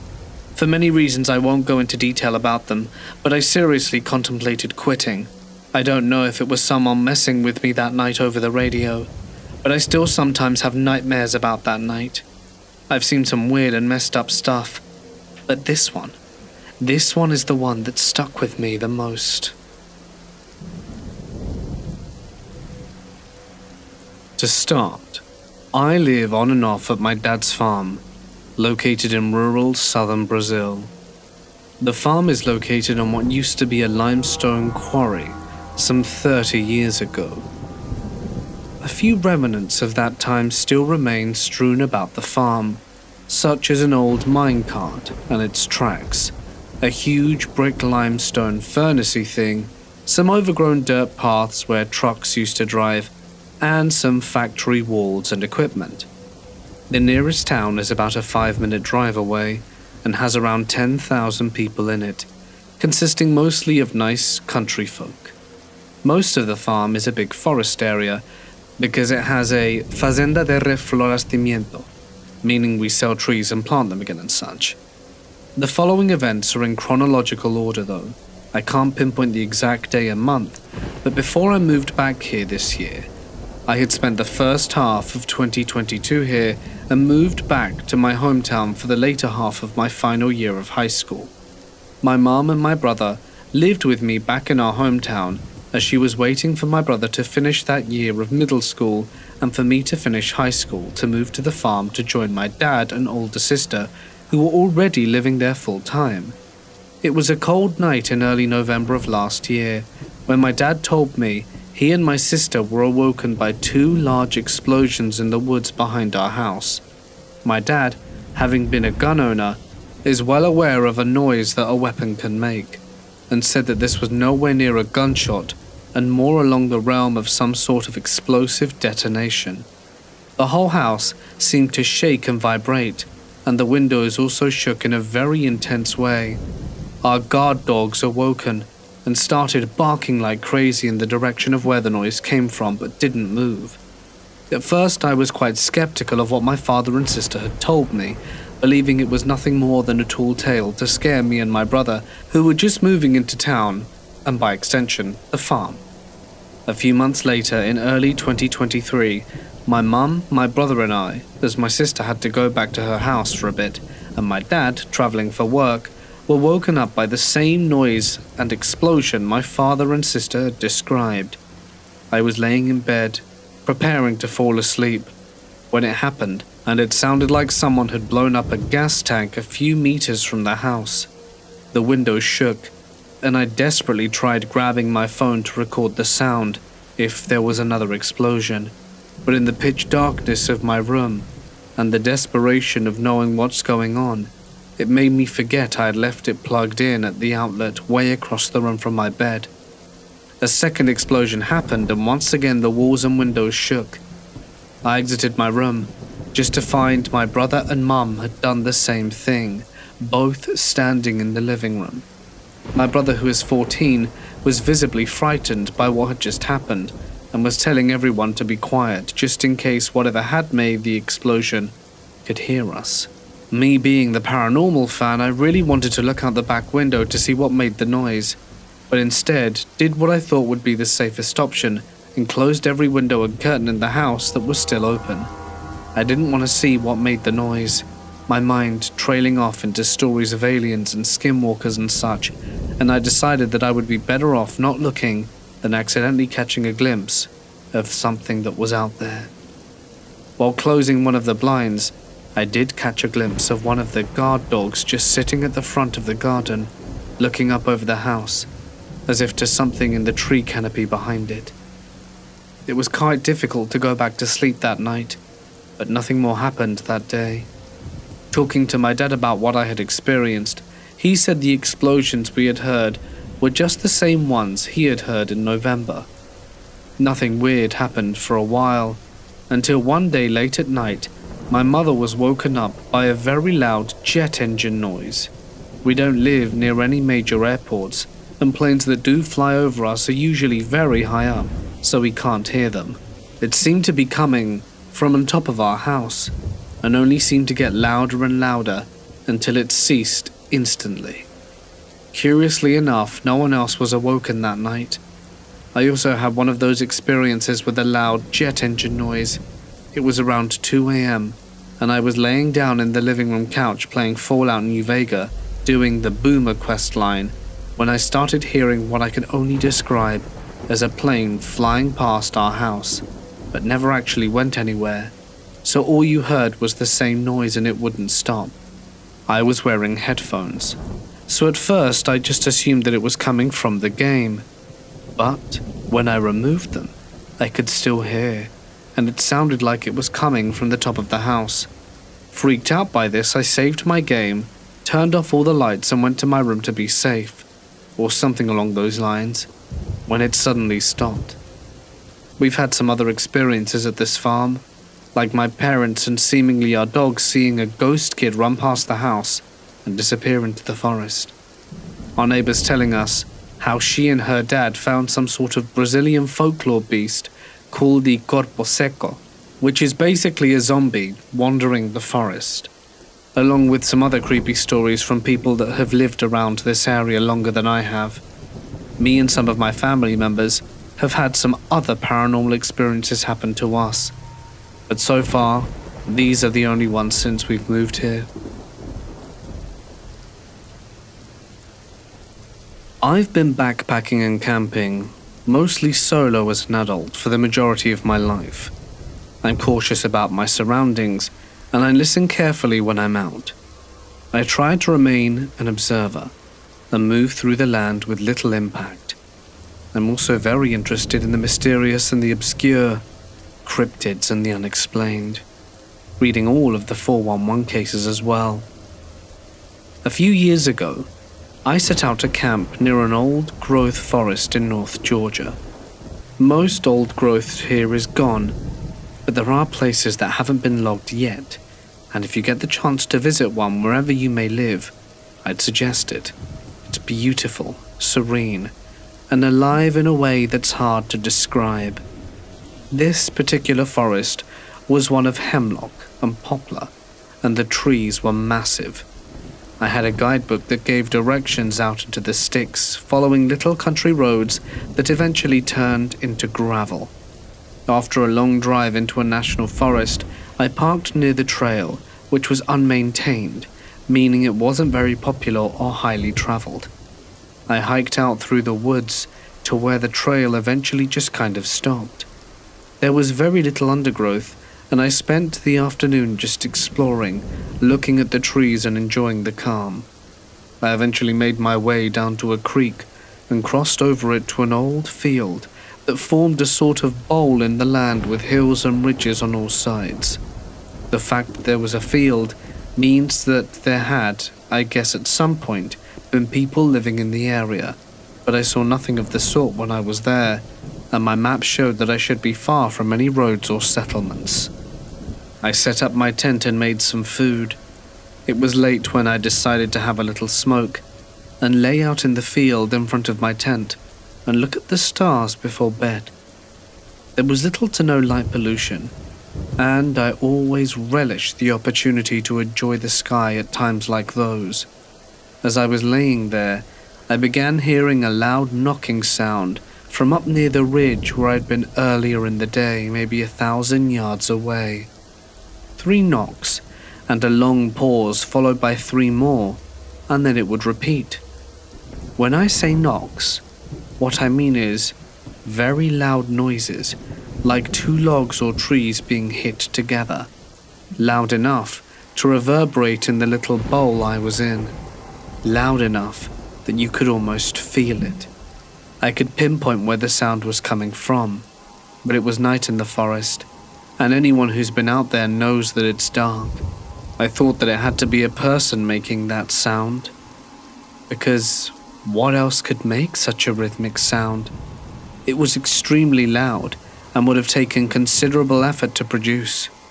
I'd seen no one else at all during the day, and the direction from which the sound came was the section of old growth I'd explored earlier. And that's it. Eventually the sound stopped, and I went to bed feeling like I heard something I wasn't meant to hear. Or maybe I'd heard something specifically meant for me, and me alone. I packed up and hiked out the next day. I'd be lying if I said I wasn't hyper-aware and waiting for something else to happen, but it never did. I've told friends about this, and they'll either say it was for sure a Sasquatch, or that I was for sure close to someone's house that I didn't know about. Why would a person be out in the woods late at night, banging logs together in the dark? This happened 2 years ago, when I was living in an all-woman dormitory. It was a bit of a nightmare. I hated having to share all my space at the time with others, but I managed to get kind of used to it. There was a shower on the first floor, no bathtub, just communal shower. There were 2 showers actually, but if you used the shower facing the door to the corridor, then everyone who walked in would see you. Most of the others in the dorm felt the same way about that shower. They hated it. No matter how much you tried to make the curtain hang in the right place, there was always a gap. With the other shower, there was a little more privacy since it was around a corner. If people heard the water running, they came in and would know you were in there around the corner. 1 good shower, 1 bad shower. We actually affectionately called it the bad shower. I guess there was something more to the shower though. We all just didn't like it, and I had a friend in my dorm who said she had the ability to sense the presence of spirits. You know, the 6th sense. Anyway, this friend of mine said that she had seen a kind of black mist, something like a fog, materialize in that shower cubicle. That kind of spooked me out. One summer night, I woke up and headed to the bathroom. I don't know what time it was. All I knew was that it was dark and everyone else was asleep. I used the bathroom as I was heading back to the corridor, and I heard the stall door to the bad shower bang. The sound was deafening. There was a kind of an unwritten rule about slamming doors at night, as it woke everyone up. I didn't want everyone to think it was me. I turned and froze in place. I was surprised because I thought I was the only one up. I was sure that there was no one else in the bathroom area with me, and I remember my first thought after that was, something's wrong. I began speed walking back to my room. I didn't like this situation. I felt as if I wasn't alone in the corridor, and it sent my heart racing. I sensed that there was something behind me, some kind of presence, and I knew something was behind me, but I didn't have the courage to look back and confirm it. I intuitively knew that it was what my friend had said that she had seen, the black mist. I heard my mind continue to repeat, "It's that thing from the bad shower again." I felt the chill of something right at my heels. I felt its icy cold presence at my neck, and most disturbingly, I felt the distance shorten between me and it. I couldn't keep it together any longer. I broke into a sprint and I raced back to my room. I slammed my door shut. I didn't care about the rules. I locked the thumb lock and crawled into bed. I don't know what that black mist thing was, but I didn't just sense it. I saw it, and it didn't appear to come into my room. I felt as if something was outside my door though, something waiting. Perhaps a sense of impatience that I saw with the shadows passing back and forth in the gap under the door. Or maybe it was because the sensor light in the corridor which detected light seemed to stay on for far too long. Maybe it was my imagination, but I don't think it was. I think there was something out there. I felt a gaze. We had a little window in our front door which was covered by a small curtain. It was like a small box-shaped window. Anyway, through a gap where the curtain didn't align against the frame of the window, I felt that gaze. There was something out there in the corridor, and nothing on earth will convince me otherwise. I was so terrified by it, I ended up putting the pillow over my face and the duvet. Before I knew it, it was morning.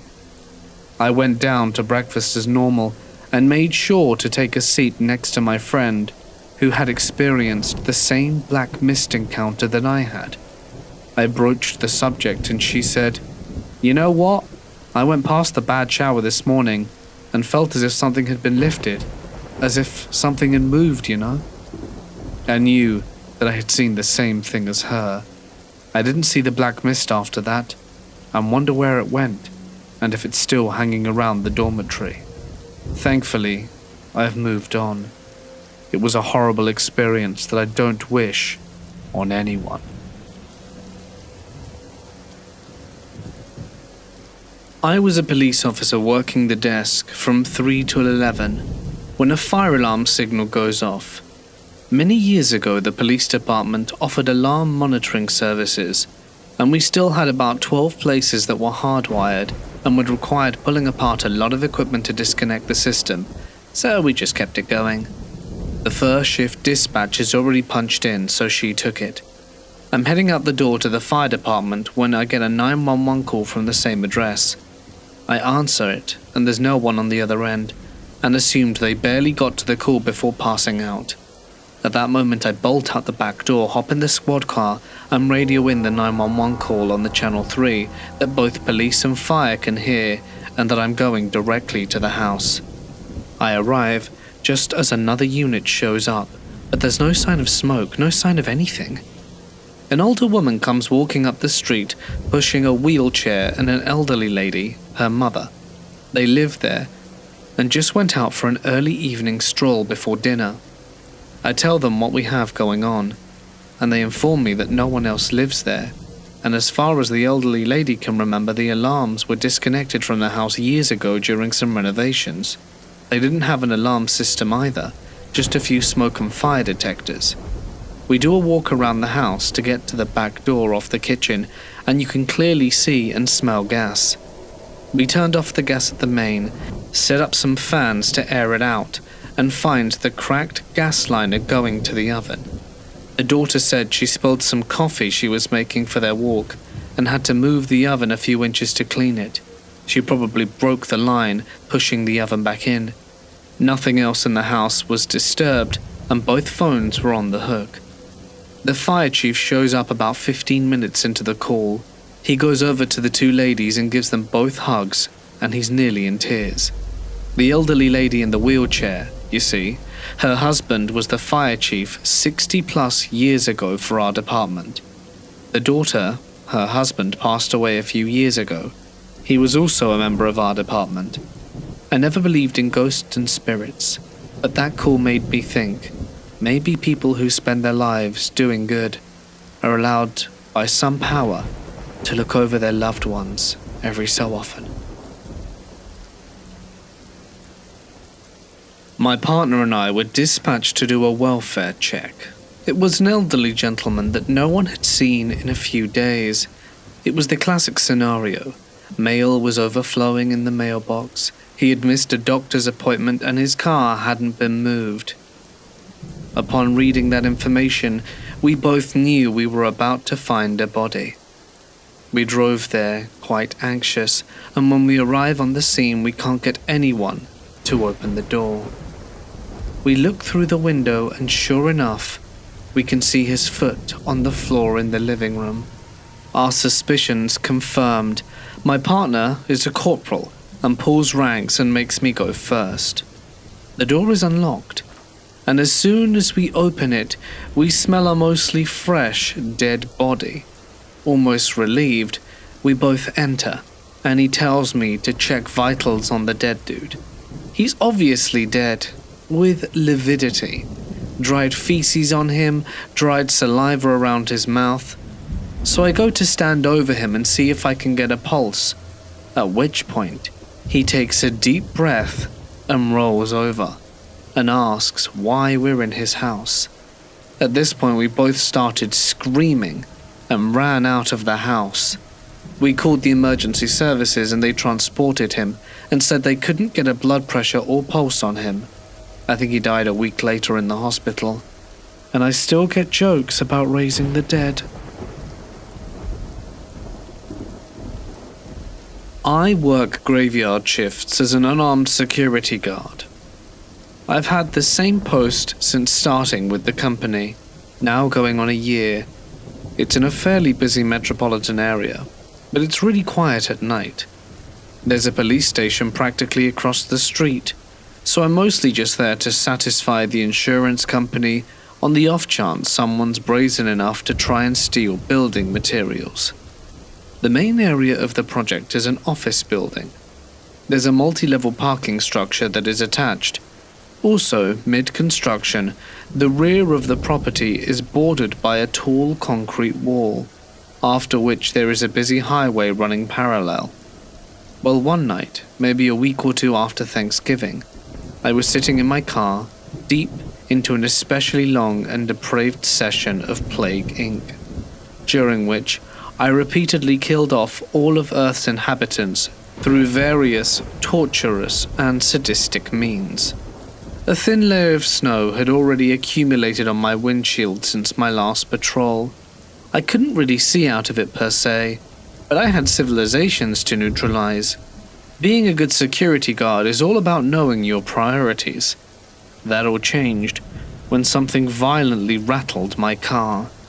While I do have a gun, I do keep nunchuku on me at all times. Blue belt in Kung Fu, thank you very much.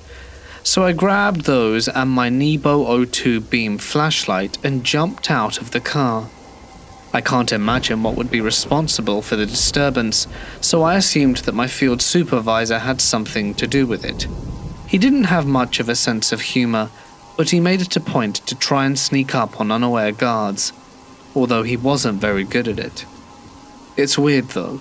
I exit my car and there's no one in sight. There's a thin layer of snow on the ground, so footprints or tire tracks would have been an obvious giveaway. I was about to write it off as a strange environmental effect when it happened again. I didn't feel like a shaking thing when I was on my feet though, more like a high amplitude current in the ground. Now I'm on high alert, so I switched to the emergency scanner app on my phone to see if they're getting any phone calls about an earthquake or explosion or something. There's no communication for a good 5 minutes. Then some run-of-the-mill chatter about a drunk driver on the other side of town. I'm a little spooked now, but rather than get back in the car, I decide to do my next patrol a little early. I knew there was nothing to worry about, but figured it would put my mind at ease to check the site for myself just in case. I started by looking around the parking structure. There was only one accessible entrance, which my car was parked in front of, but squatters are a thing and it was a cold night. Nothing. I still had one earbud in on the off chance that people started calling in. There's a domestic disturbance call, and then silence. Then the rumbling comes back. The whole structure feels like it's wobbling. I just check the last corner and decide to get out of there in case something decided to collapse. Just as I leave the garage, something in my periphery catches my attention. On top of the building, there are a few security lights, but one is completely obscured by a lift and construction materials. So when I tell you that I saw the silhouette of a man on top of the building, understand that it really was just a silhouette. My paranoia is pretty peaked at this point, which I factored into my assessment of the situation while taking no comfort from it whatsoever. I decided to grab my binoculars out of the car, which I felt confident would reveal the silhouette to be nothing more than heightened paranoia and a stack of 2x4s. When I got back to the car, I just about lost my mind. There was an impression in the snow, like someone had laid across my hood. 2 handprints were melted into the windshield. No footprints or tire tracks, except for the ones I knew without question I had made. I pulled out my smartphone, not really sure what I hoped to do with it, but you understand the impulse. It was off. Battery dead. Before I got out of the car, the phone had been plugged in and was charging, over 90% battery. Then I felt the rumble again, and I promptly got into the car after checking the back seat and drove it to the other end of the site. If there was a squatter there, I conceded victory. Either way, I never got complaints from the foreman or supervisors. I asked one of the other guards if he'd seen anything weird while working, and he just shrugged. To this day, I still have no idea what happened. About 2 years ago, a co-worker took his own life. Shortly after this, I cleaned out his workstation. I boxed up everything and delegated files to others and turned off his computer. His cubicle sat empty for months, maybe almost a year.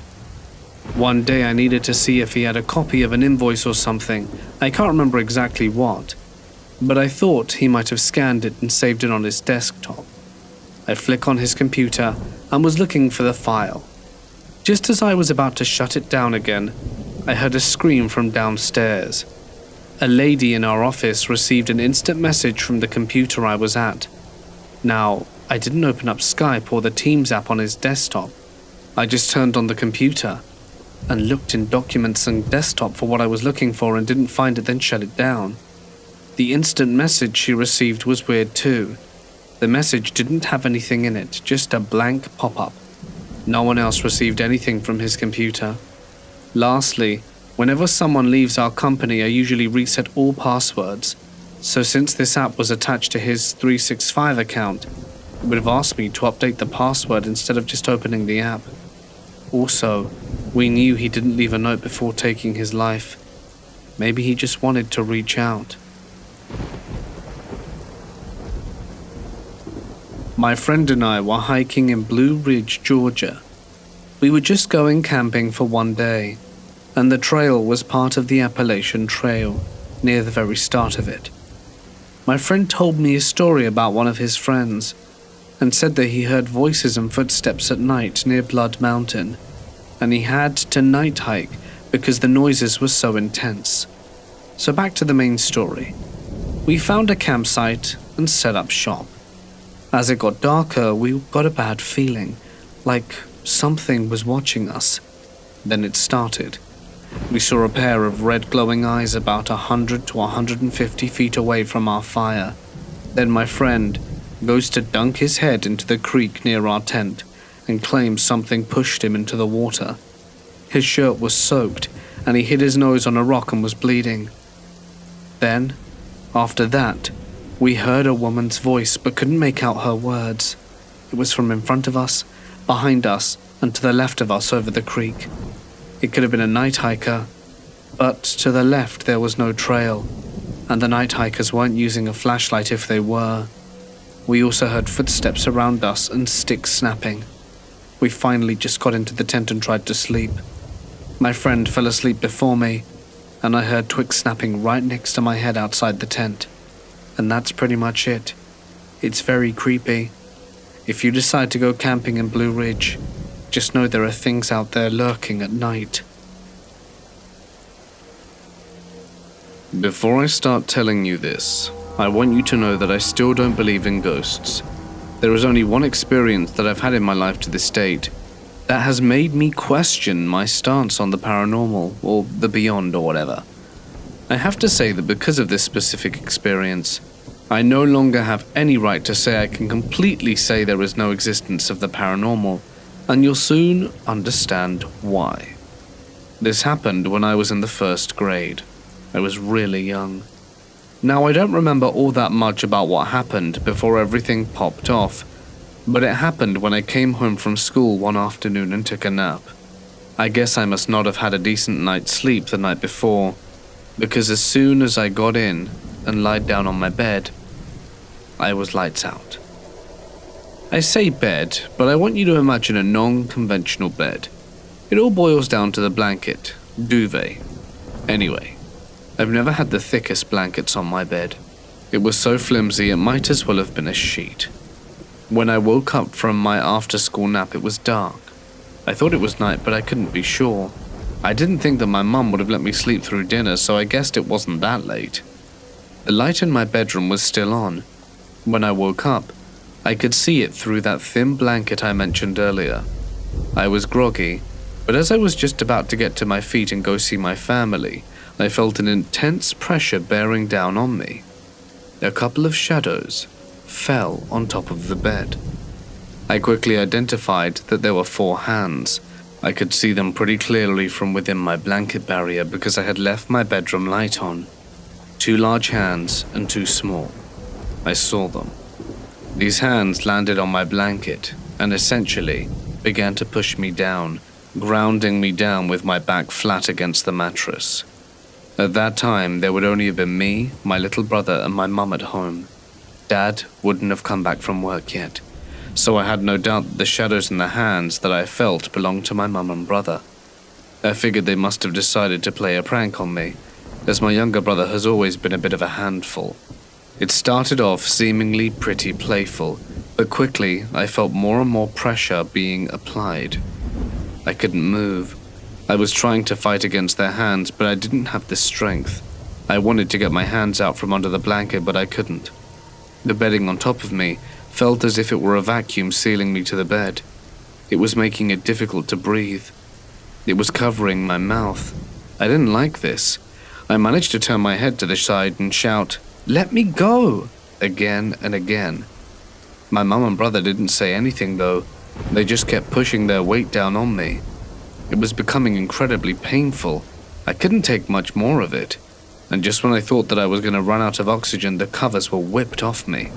The light blinded me momentarily, but I heard a familiar voice, that which belonged to my younger brother. "What's wrong?" he asked.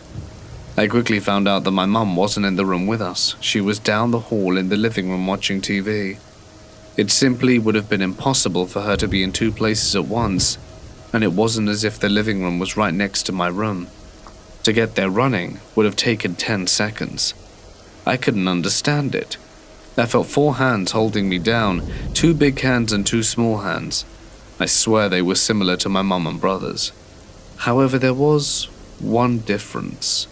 The fingers felt like they became pointier at the ends. I've never been able to understand what happened that day. I asked my parents if we lived in a haunted house and they said we didn't. I've even asked them the same question as a teenager just in case they were trying to hide it from me in case I got scared. But no one else in my family had ever had any kind of paranormal experience within the house. I still can't work it out. I even asked my parents about the blanket, but they can't remember where they got it. Maybe it was related to that. But I don't know. It only ever happened once. And honestly, once was enough.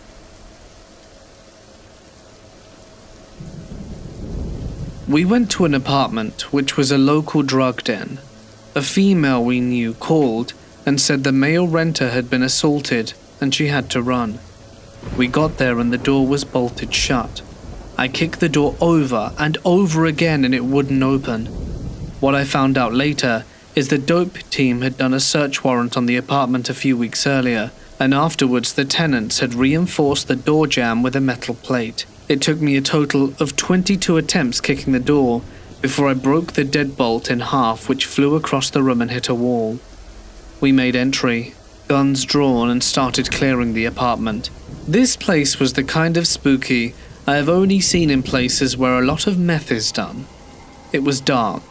There were swastikas, 666, and upside-down pentagrams painted on the walls, pictures of faces hung on the walls with the eyes X'd out, and a baby doll with her eyes scratched out with X's.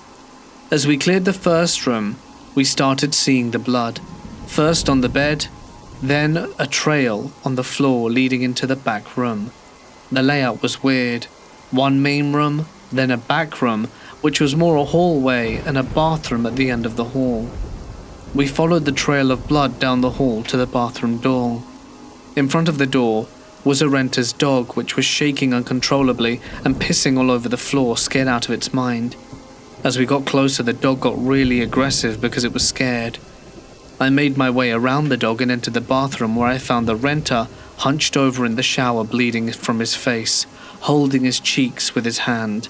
He was frantically trying to talk, pleading with us not to hurt the dog. Blood was dripping from his mouth, and I couldn't understand him. Then I saw the extent of what happened to him. His jaw had been dislocated on both sides when he was beaten by two men with a hammer, and it was just hanging on.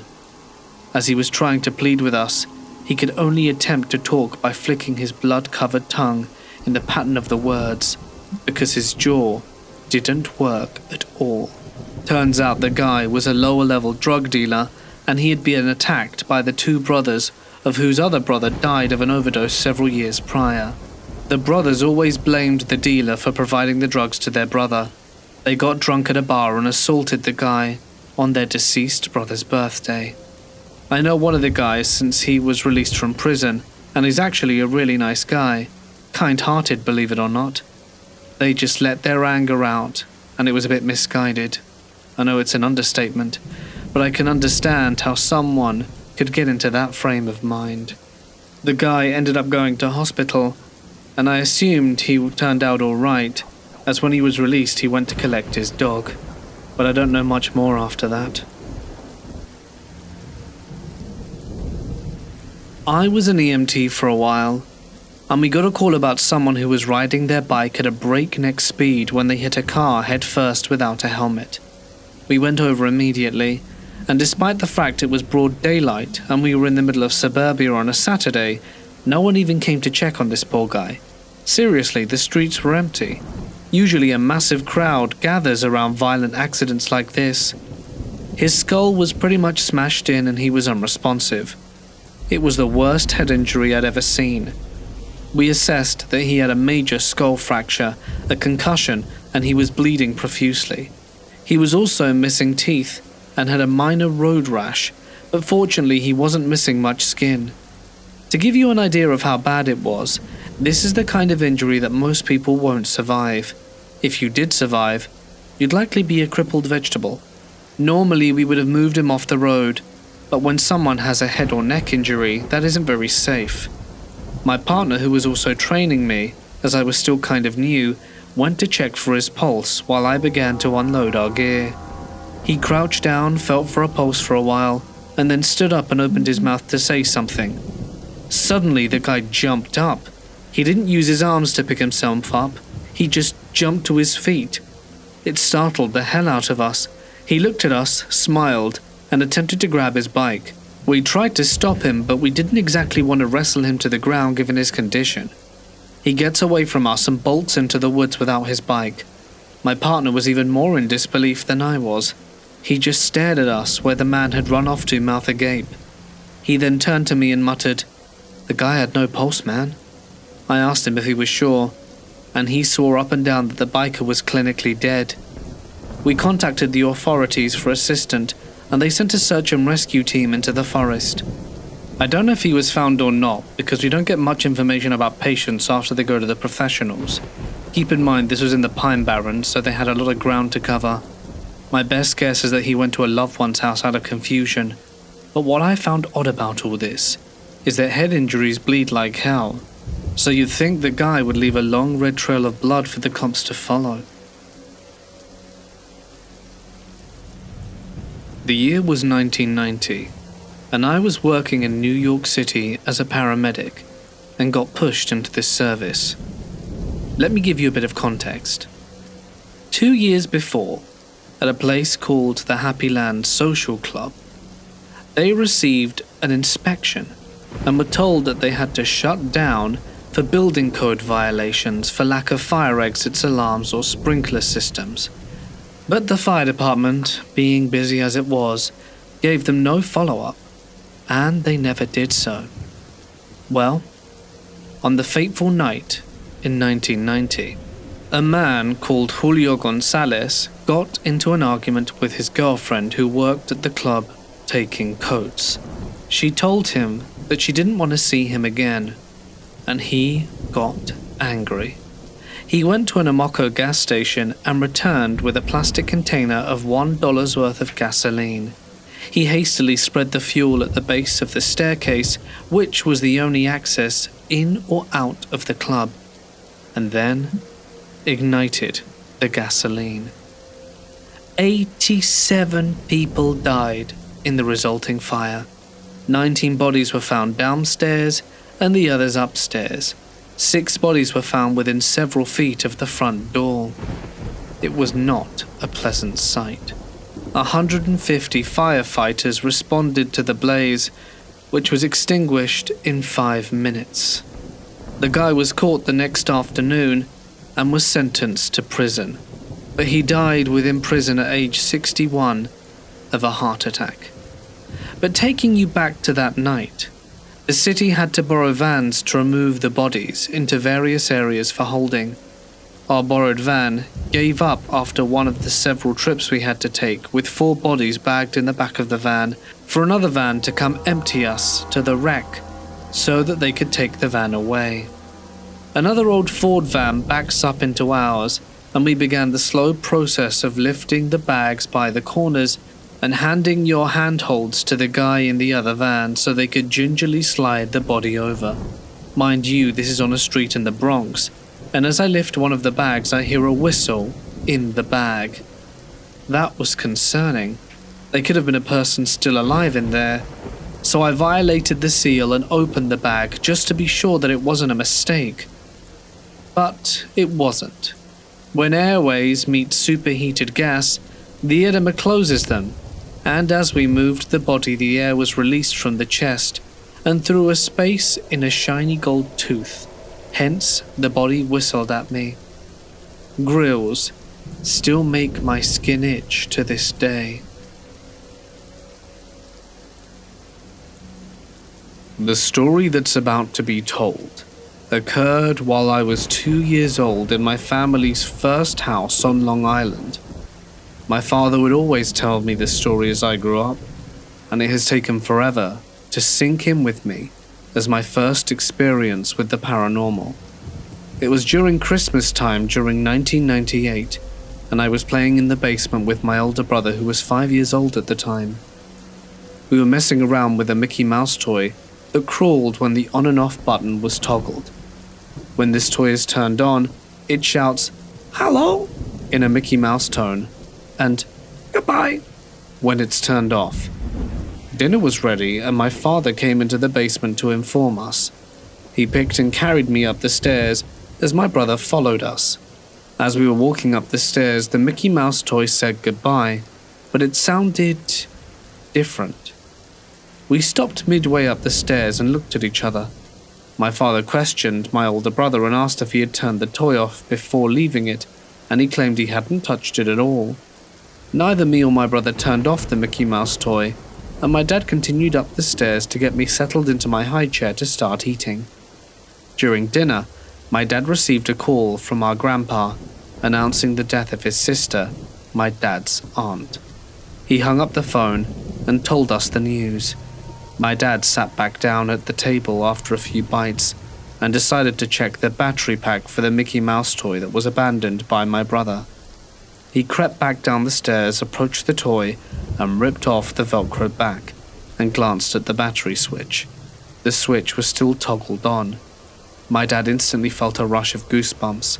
Until this day, I genuinely believe my great aunt sent us a message through our Mickey Mouse crawling toy about her passing. I had just moved to the US for law school. Anne had made a few friends who were also from Spain like I was. Charlotte, Anne, and Lisa. We were having a really good time in the US, and in September of 2023, we decided that we would do a bit of exploration, and opted to go on a road trip to Canada, drive around Lake Ontario, and drive back to New York City through upstate New York. I am a guy, and everything went super smoothly until our last night there. For our last night, we had rented an off-grid cabin in a remote area in the woods in upstate New York. To give some locals an idea, we were about a half hour away from Harrisburg. Lisa and I had decided to spend one night in this cabin to be at one with nature. It was super old, made from logwood, and there was no running water nor electricity. Both Lisa and I had experience with survival in the wild in Europe. I myself had been a Boy Scout for my whole life, and was even a scout leader for a while. Our other two friends were, as much as I loved them, purebred city girls. They had pretty much zero experience with camping, or to just be in a place where there was no phone signal, as was the case with this cabin. We had been driving all day to get there, and when we reached the beginning of the forest, it was already past 10 p.m, and it was really dark that night. While driving to this place, we lost connection with the GPS, and I had to drive to the cabin on intuition, paired with a good old-fashioned map, hoping for the best while trying to drive safely on these muddy trails. On the way there, Anne and Charlotte were in the back of the car, and the moment they lost their phone service, they were very uneasy for the rest of the ride. All of a sudden, in the pitch-black darkness of the forest, we all saw a campfire. But there were no houses around or people, just a campfire, well organized since the fire was not spreading and it was not as big as a bonfire. It kind of startled us as we were quite remote. It was also getting quite late. When this happened, we reached the end of the trail and figured we had taken the wrong trail at a crossroad before.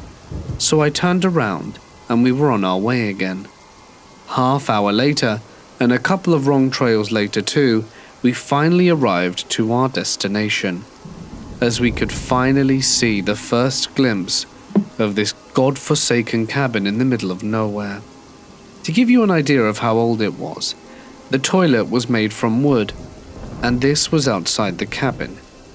When we arrived, it was still raining, and both Anne and Lisa were definitely not in the mood for getting out of the car and going into a cabin with zero light. So Lisa and I left the lights of the car on and went inside the cabin while using our phone flashlights to check the cabin out and see if we could find any old flashlights, which we did, and to see if we could turn on the fireplace, which we couldn't, as all the wood was still wet from the rain, and it seemed no one had prepared any dry wood anywhere. So with a couple of old flashlights and a small improvised fire that I managed to make in the stove, we all got in the cabin, and I started to make some pasta for us. Meanwhile, the girls were preparing the beds and closing the windows since it was already cold. The cabin had a small ladder which led to an elevated room/space with a bed where all three of the girls would fit, and I would sleep downstairs in a bunk bed that was probably here since before the First World War. While making pasta, Anna came up to me, knowing that both Lisa and Charlotte did not like to hear anything scary at night, and told me that she had seen an old cemetery in the middle of the forest on the way to our cabin, and that she had also seen a figure walking around there. I first laughed it off as nothing. I do not consider myself a big believer in scary stuff. Being from Spain, we take promises very seriously. and to swear to God is a very serious oath for us, and she swore to God that she wasn't lying. I told her then that I believed her, but there was no need to panic, as I would lock all the doors when we went to sleep. We had some pasta, some s'mores, and each had a beer. Then I decided to have 1 or 2 more. The girls were getting kind of tired, so they went up to bed, and I, with my last beer, decided to just sit outside and watch the rain, as I do deeply enjoy listening to it. So I sat myself down with my beer, and the lovely sight of not seeing a single light in the distance. I could greatly appreciate this coming from New York City, and I just scanned the area around with my flashlight. There was nothing much really to see beside a lot of trees and a small creek a little further away. All I could hear was the wind, the rain, and the running water down the creek. That was until I suddenly heard what I would describe as a weird roar. The first thing that came to my mind was a bear, but I had researched well before our trip and knew that bears were very uncommon in this part of the state. I also knew that a bear roar would not sound like this, except for the fact that it was quite deep. I was startled, but not very scared. I continued to scan the rest of the forest as far as I could see from the porch. It was then, at that moment, that I caught a glimpse of a figure. It was hidden deep within the tree line. I was looking at it. It was at least 6'4", and it was hidden well with brown fur, blended in with the trees in autumn. And I saw 2 eyes glinting from the reflection of my flashlight. I wasn't entirely sure what it was at this distance, but it was not a bear. It was bipedal and had rather long arms. We looked at each other for probably no more than 5 seconds, but it felt like an eternity when it vanished behind a tree, and I heard another roar. It was then that I got goosebumps and all the hair stood up on my body. I was very scared. That was the catalyst for me to go inside as quickly as I could, lock all the doors, and close every curtain. I quickly went to bed and told myself that surely it was just my exhausted mind, and after an hour or so I calmed down and finally fell asleep. The rest of the night was uneventful, and the next morning when I went to relieve myself after having drunk beer the night before, the weather cleared and it was rather sunny, and as far as I could see the forest was calm and beautiful, with no sight of any animal or anything abnormal. We had a nice breakfast that morning and left for our way back to the city that never sleeps. And so ends the story of that night. I never talked about what I saw that night because I know all 3 girls would not want to hear it, and I figured after these months that it was best to share it here. If anyone has any idea what it could have been, feel free to enlighten me, especially if it's backed up with rational reasoning. I spent part of my life living in a house that was haunted, or maybe cursed, I don't know. There's a lot of backstory and several very significant ghost stories.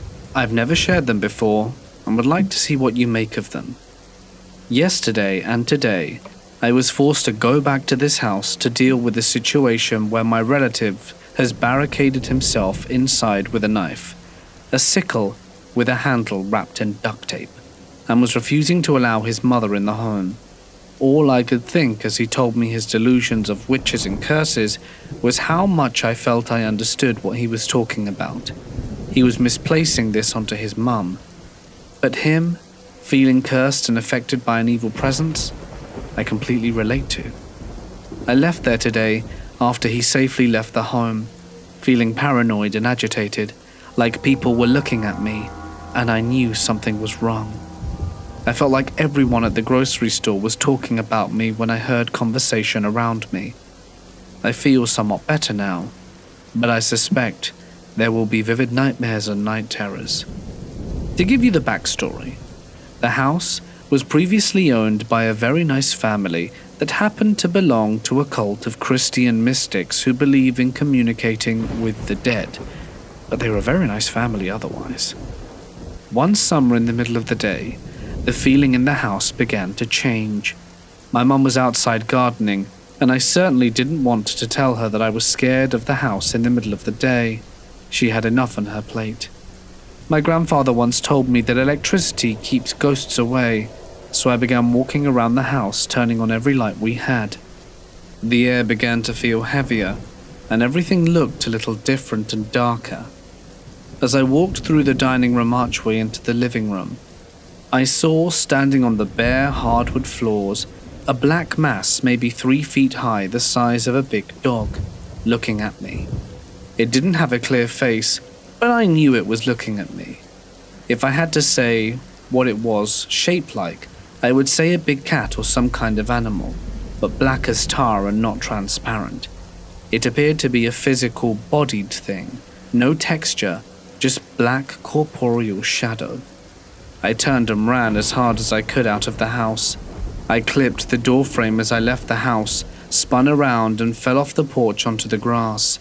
Then I stood up, made sure I was safe, and went to watch my mum garden after a few minutes of recovery. I didn't tell her what I saw. I was well aware that I could not afford to move anywhere, and felt that I would be putting myself at risk, telling a story that sounded crazy. I'd love to hear what you guys make of the situation. I was working as a paramedic, and my station had a mental hospital in our area. They knew they weren't allowed to call us for basic transports, and there had to be an emergency. We get a call there one night for a possible stroke on the 4th floor. We knew that the 4th floor is where they kept people who were guilty of murder and rape, etc., and that a police officer would be with us.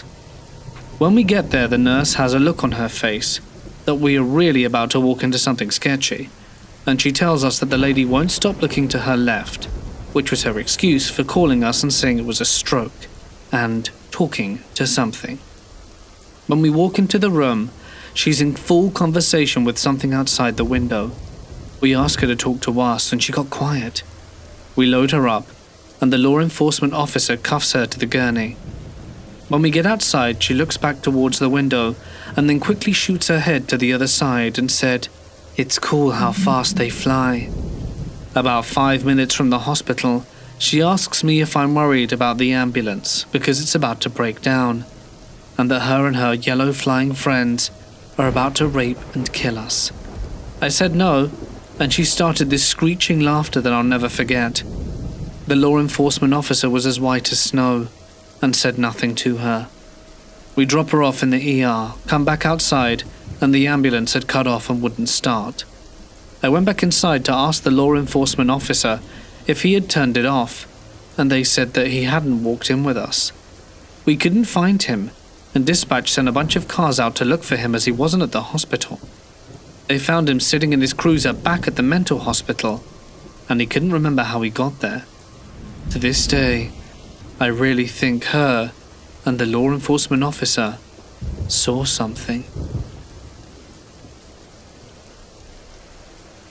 When I first joined the police, during our first 2 days of training school, we had this lecture from an officer who had been in the force a long time, at least 20 years. He told us some of his weird experiences while policing. He said he'd been out on patrol in a car when they got a call to an abandoned house. He got there and it was a big house, sort of isolated. They knocked on the door and no one answered, so we went to open the door and it was unlocked. He walked in. The house was empty, no people, no furniture, no possessions, completely vacant. He looked around and found no one there, but then he looked upstairs and thought he saw someone move. He went upstairs. It was a really big house with a long hall upstairs, and when he got up there he saw someone going to the bedroom right at the end of the hall. He followed the person there, calling out as he went. Again, all the other rooms were completely empty, even of furniture. When he got to the room he saw the person going in, and he found it completely empty. No one was in it, and nothing was there apart from a long mirror. He walked into the room and looked into the mirror. He told us he saw something in the mirror that he said has haunted him for the rest of his life. He said he wouldn't tell us what he saw, and said he'd never tell anyone, but that it terrified him.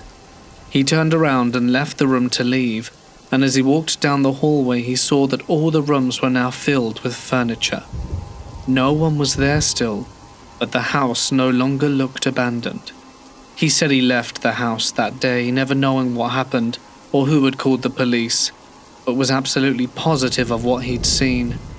He was completely serious, and it was obvious that he really believed in what he'd seen, and it gave me chills down my spine when he was telling us. I've never forgotten it.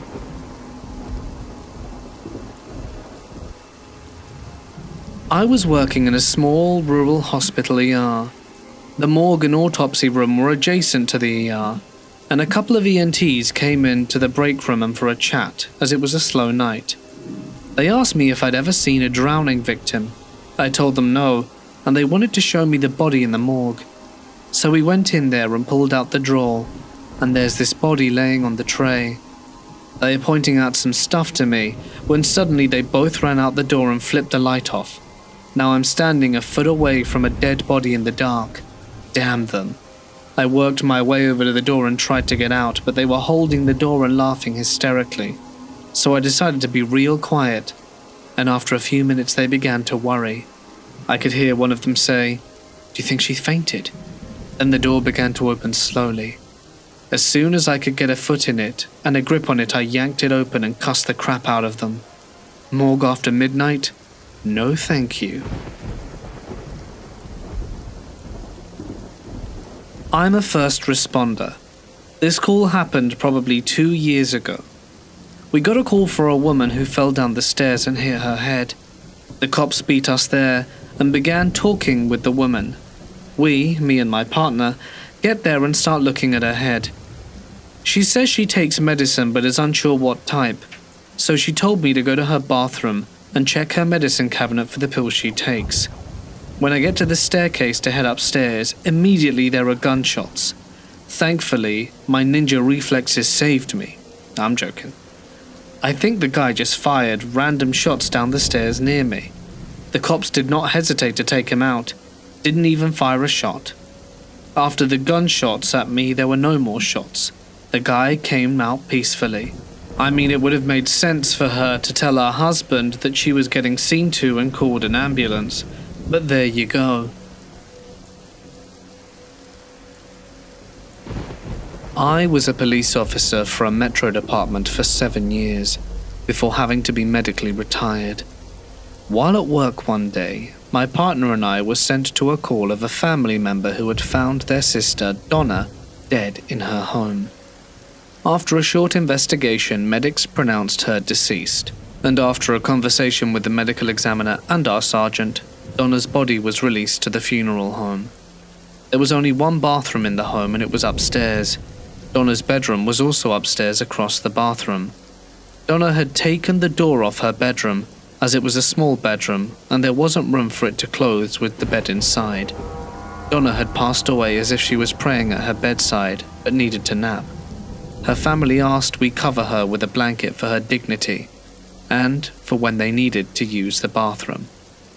I went back upstairs and covered her up with a blanket from her bed and said, "There you go, dear." As I turned to leave the room, I heard, "Thank you," clear as day from behind me.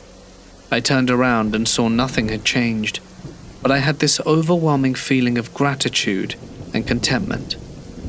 I am an atheist and have been for a very long time. The majority of things I saw at work reaffirmed my lack of beliefs, but after this encounter, I definitely believe in spirits and energy. While working as a firefighter, I've had a few seriously dangerous situations that have almost brought my death. There was this one time the air pack regulator malfunctioned while I was deep inside of a working structure fire. I ran out of air with no warning and thought at that moment I was going to die. Thankfully I managed to make it out, but the fear that hits you when you have no air is something I wish on no one. On another occasion we had been called to a fire, and there was a burning roof and a wall collapse on my partner and I. I literally was trapped and unable to squirm out. The intense heat pressing down on me, and my oxygen quickly depleting as I waited to get dug out. I was pretty sure at that moment that I was about to get roasted alive, and saw my life flash before my eyes. I was very lucky to have made it out of that one with my life. When I started dating my wife, I was 15, and her stepdad gave me this rock that had a dragon carved into it. It was cool actually, and it was heavy. I took it home and placed it in my room inside my entertainment center. As time went by, it became difficult to get a good night's sleep. I would wake up constantly and have trouble getting back to sleep. I also had increasingly suicidal thoughts. I began withdrawing myself from my family. One day I was watching my small nephew, and I was sitting outside on the phone. I was peering through the window to keep an eye on my nephew, who was sleeping on the couch, when all of a sudden, a small dark shadow about 4 feet tall went from one room into my room. I immediately got chills and was honestly too afraid to go back inside. Another time I was sleeping in my room, and I woke up to the same shadow standing over me, and I couldn't move or say anything. The moment I started praying, it descended into my room, and I was able to move again. I got up and ran out of the room and fell asleep on the couch. One day I was watching a program about hauntings, and they had mentioned how a demon attached itself to a doll. That's when it clicked on me that everything started happening once I got that rock dragon from my girlfriend's stepdad. I opened my entertainment center, but it was gone. I looked everywhere for it and never found it again. But since it disappeared, everything stopped. I was myself again, and no more shadow people or night terrors. There is only one small note, and I'm unsure if it's related, but during this time I developed type 2 diabetes, and I have always wondered if it had something to do with it.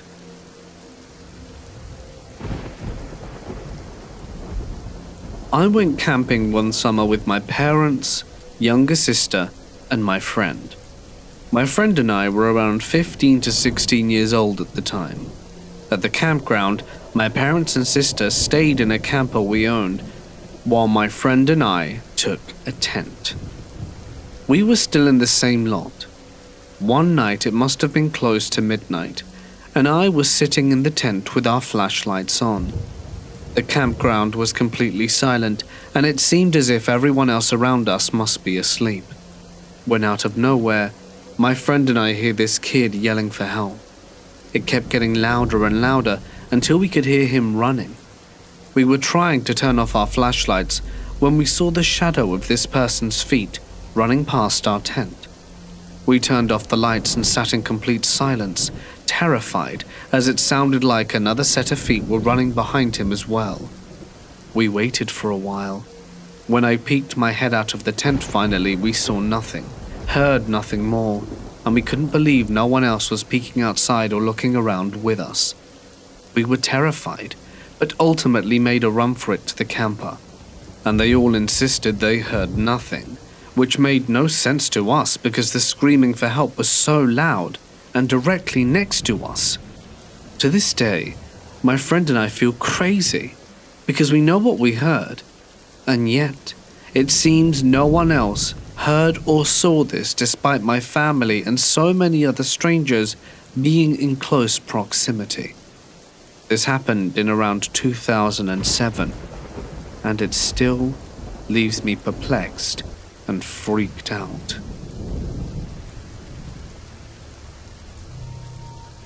About 21-ish years ago, my mother was able to buy her first house and got a really good price. I remember being very excited to have my own bedroom, and every day after school, my mother would bring me to our new house while her and my grandmother cleaned up the place. And because I was there, I was able to pick my own room. The room I had chosen had an old Cheerio cabinet with an old creepy doll, an old music box, and a few other broken tools. I asked my mum if I could keep the music box and started to play with it while my mother cleaned. Eventually, my grandmother found an old beaten-up journal, and my mother and her began to read it. There are 2 entries that I'll never forget. Why did she make me do this? She knows how I get. Why couldn't she have just kept her mouth shut?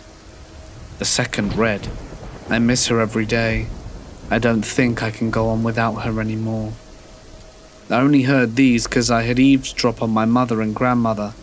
They decided to get rid of the journal because of how creepy it was, but eventually moved it, and that's when the weirdness began to happen. My family were convinced the house might be haunted, but nothing directly happened until they did. Once I was watching TV, the pilot episode of Ned's Declassified School Survival Guide, when something strange happened to the TV. The volume went super high and the remote stopped working. My brother and stepdad ran in and the channel started to change as the volume got louder. My stepfather said something about being a deaf ghost, and then the volume went to mute, followed by the power going out. My stepdad looked at the breaker box and couldn't find anything wrong with it. The second encounter happened when my brother and his friends were playing on the computer and began to hear strange noises. They went to investigate and heard the sound of a train. We lived very far away from the train stations, as there was no possible way we could have heard them. But then they saw a red-haired girl standing in the living room. When they turned back, she was gone. The next happened when I was sitting in the dining room alone. My brother was in his room getting ready for our grandmother to pick us up and take us to her pool club. When I started eating, I felt something odd, and my chair legs broke. I slammed to the ground and I saw a black, shadowy figure. My brother and my dog ran towards me as he got freaked out. My stepdad came over to check what was wrong and said that it looked like the legs were kicked in. Bad things started to occur. I got sick, extremely sick, and nearly died. But after leaving the house, the bad energy followed, and we had misfortune in every house we lived in after that. The first one was black mold. In the second, our landlord forgot he promised our house to his in-laws, and the third had electrical issues that nearly burnt the house down. My brother had realized one of our blankets was in his closet when we had first moved into the Bayport house. He begged my parents to get rid of it, so one night when we were on a camping trip, my mother dropped the blanket into the fire, and everything seemed to get better, albeit slowly. But here's the crazy thing. The music box was stolen by my cousin when I was 10 and still living in the house at the time. And well, nothing but bad things started happening to him, and that eventually led to his death. But here are a few strange notes about that house. There was a stain on the maroon kitchen walls. It wasn't until I was older that I realized that that kind of stain only shows up if one is to paint over blood. The second is that the previous owner of the house reported his girlfriend as missing, not dead, and claimed she ran away after a fight. Interesting. The third is that the realtor who sold my mother the house had said the girl died in a car accident. But then why was there a large blood stain on our dining room wall?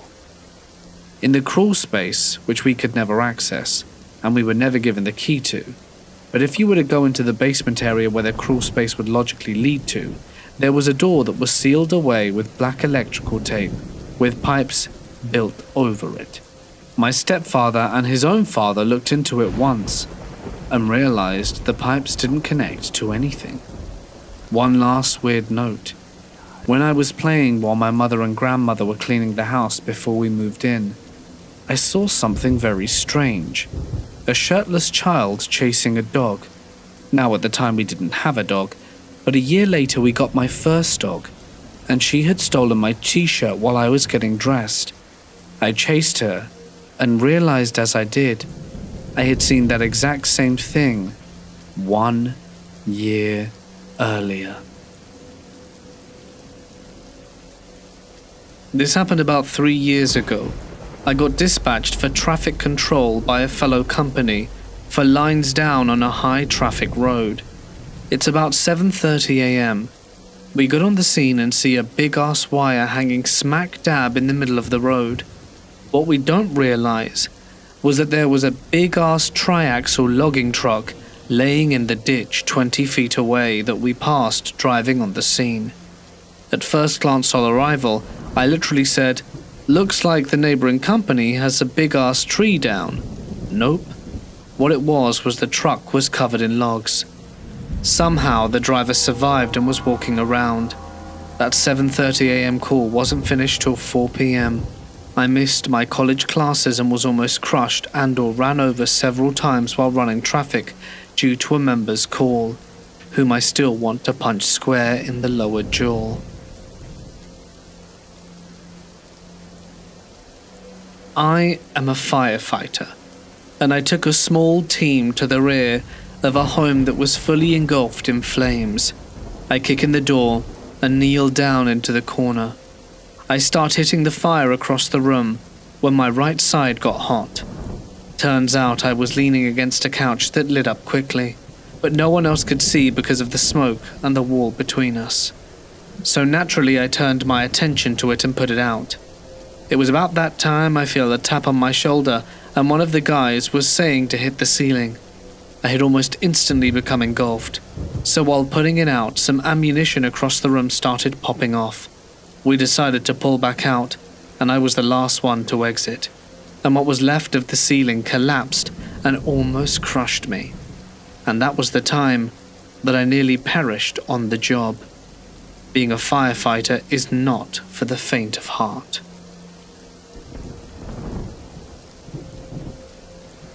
I am a medic and firefighter, and I had a call once. I don't remember what we were initially called for, but they told the dispatch that they were in the barn.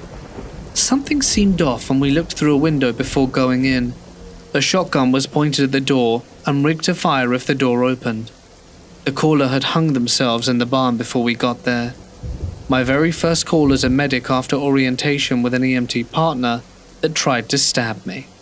I've also had a gun pulled on me while I walked up to a vehicle involved in a rollover. He seemed to be fully intending to shoot, and I was lucky enough to notice and react quickly enough.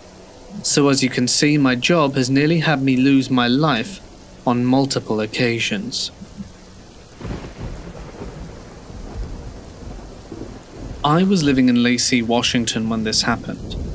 I was living in an apartment complex located just off Ruddell Road.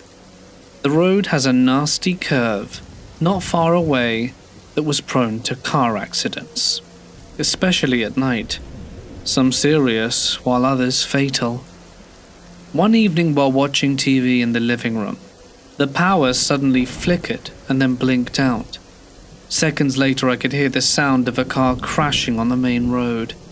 In the silence that followed, I decided to put on my shoes and black trench coat and run up the road to see if anyone needed help. When I got to the road, I immediately looked to my left where the infamous curve was. There in the small stand of trees that lined the road was an overturned car. From what I could tell, the car had taken out a power pole on the other side of the road before careening into the small stand of trees, coming to rest on its hood. Next to the car, there was a small yet thick crowd of people standing in a circle. I jogged over, having to practically push my way through the crowd to find out what they were silently staring at. At the center of this macabre crowd is a young woman. She was moaning and writhing around, eyes wide with terror and wet with tears, as she kept scanning the crowd of silent observers, pleading for help with her gaze. I dashed in, knelt down beside her and grasped her left hand. The crowd took a collective step back, and then I suddenly remembered the story from my childhood. My stomach sank. These were them, the people. You see, I once read a young adult book series called Scary Stories to Tell in the Dark, that as a child I would often check out from the public library. In one of the books, there's a particular story by Ray Bradbury called The Crowd, which is about a man who ends up in a car wreck. After being dug out of the car, he finds himself surrounded by a thick crowd of people silently watching They don't move or speak, they just stare down at him. When the paramedics arrive, the crowd vanishes. This was the only story in the series that truly frightened me. Little did I know that years later, this story would prepare me for my own real-life encounter with the crowd. As I looked upon them, it was real. It was all around us, and I felt like I was keeping this crowd from coming closer and doing who knows what. "Just look at me. Just look at me," I said, trying to push my fear down. To my relief, her eyes flickered to mine, and I told her, "You're going to be okay. You're going to be fine. Has anyone called 911 yet?" There was no response from the crowd. I quickly fished my cell phone from my pocket and dialed it myself, one hand on the phone, the other on the woman's hand. It was an agonizing few minutes before the paramedics arrived, and I kept speaking to her, both to calm her and myself, while simultaneously looking up at the people. When the paramedics finally arrived, the crowd abruptly vanished, exactly like in the story. I didn't let go of the woman's hand until I was literally a shoulder width from the paramedics. At that point, I walked back to the sidewalk and looked around. There were only a few neighbors at the opposite end of the street watching what was going down. Other than that, the street was deserted.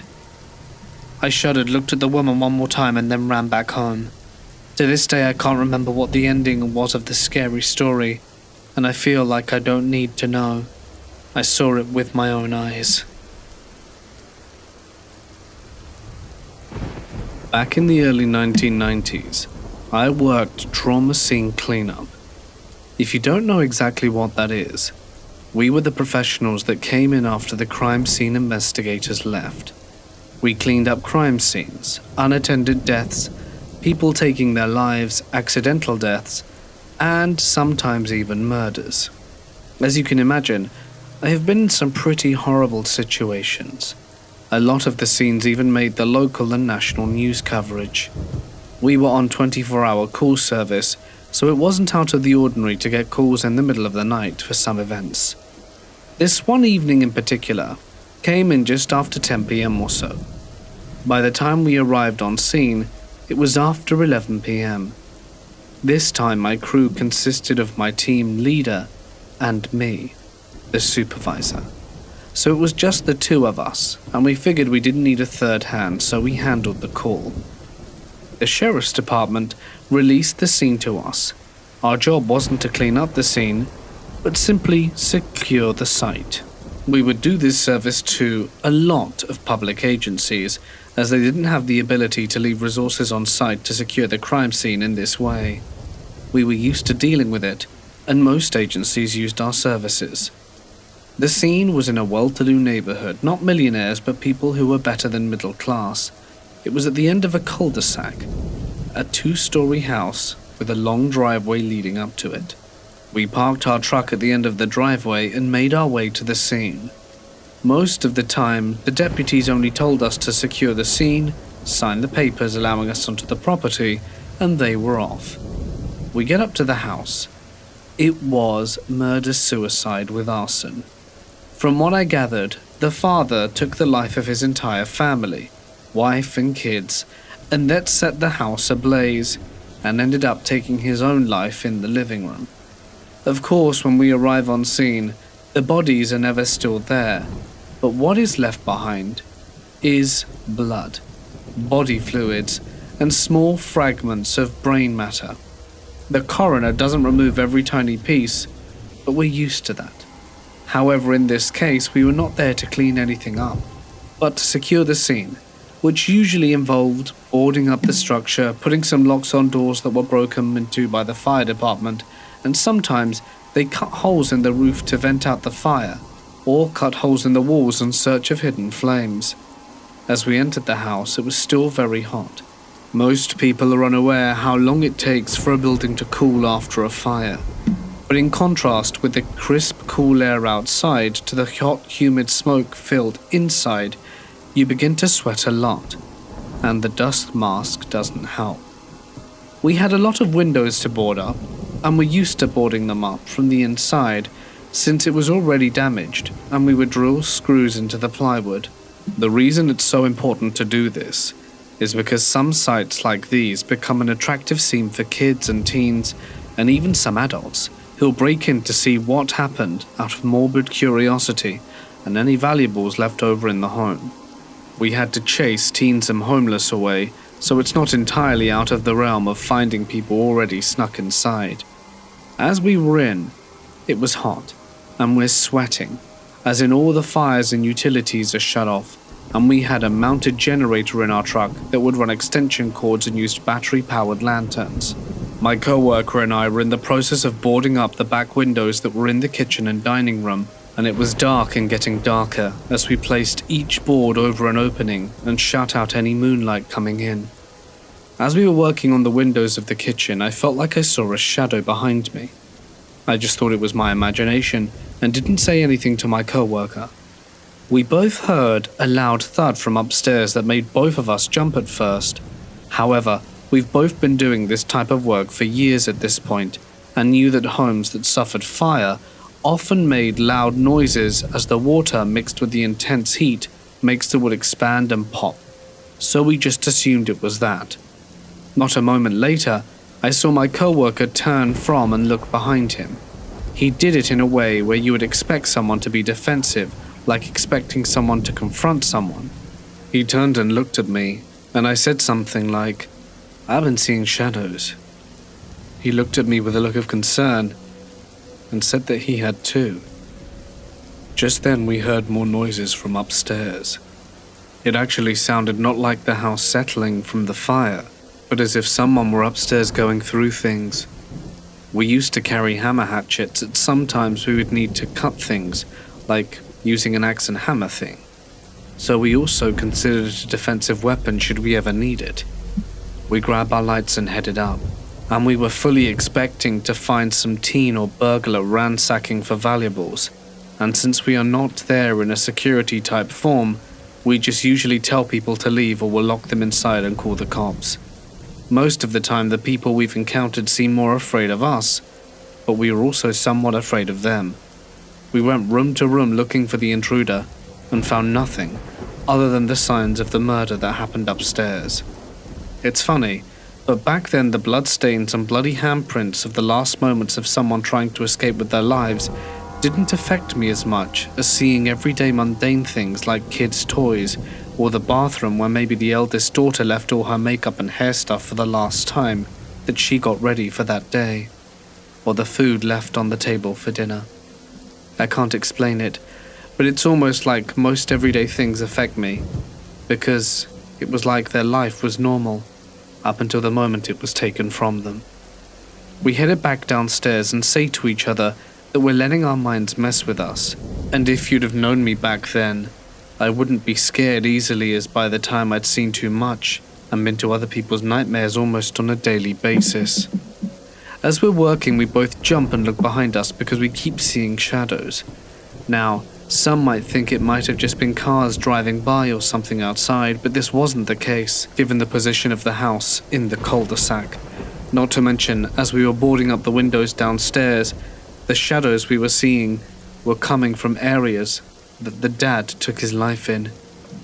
We were finishing up a window that was next to a garage door that led from the house to the garage, when we heard very loud footsteps from above, like if someone was walking really heavy from one side of the house to the other. We both jump up and grab our hatchets and flashlights, and if you'd have seen us, it must have been a funny sight, because we went up and acted like we saw in the movies, like I stood in the upstairs hallway while my co-worker cleared the room, and then he stood in the hallway and I cleared the room. In our minds we were like action heroes, but I'm sure if someone saw us we must have looked very stupid. Our thinking was that no one was going to get by us without being seen. Again, we searched everywhere, under beds, in closets, heck, even in the showers. Nothing, and no one. We tell ourselves it's our minds playing tricks on us. We go back downstairs to try and finish the rest of the windows and doors. We still jump because we keep seeing the shadows. Just as we're about done with the windows downstairs and bolting up the back door, we once again heard a loud bang, like something really big and heavy fell over. It was so big that we felt it shake the house. We once again marched upstairs, this time not expecting to find anyone, but if something had collapsed, we needed to either put caution tape or try and secure it. We went upstairs and found nothing. Everything was the same. We couldn't explain the loud boom. The thing is, the majority of the fire damage was downstairs. The upstairs did have extensive smoke damage, but what I assume is that the dad of the house poured gasoline downstairs and then started the fire, and then took his life. So the majority of the fire was where we were working and not upstairs. We decided at that point that our job was complete. The only thing left to do was close the front door, and since the fire department used an entry tool to bust the front door open, it wouldn't lock on its own. So in cases like that, we drill a latch in like you would put on a gate, and padlock it. I was drilling in the latch as my co-worker was putting all our tools in the truck. As he came back up to me as I was putting in the last screw, we closed the door and put the lock on. And just from the inside we heard and felt bang, bang, bang. Someone or something was pounding on the door from the inside. I jumped back and turned to look at my co-worker who was running to the truck and is starting the ignition. I see he's already pulling out of the driveway, so I start to run with the drill and keys in hand, and I'm calling out to him to wait. Then I finally jump into the truck, and he's leaving that neighborhood quickly. We get on a major street heading for the freeway, and I suddenly remember the back of the truck is open. I tell him to pull over to let me close it. He said screw that, and that he isn't pulling over until we get back to the shop. I finally manage to make him stop. I get out and close the back of the truck, and ask him to let me drive. We never went back to the site after that. We told the story a few times to other co-workers and friends, but we would get funny looks and people trying to play it down, as if we let our imaginations get away with us. I've always felt something was really bad in that house, and whatever it was, it didn't like us there.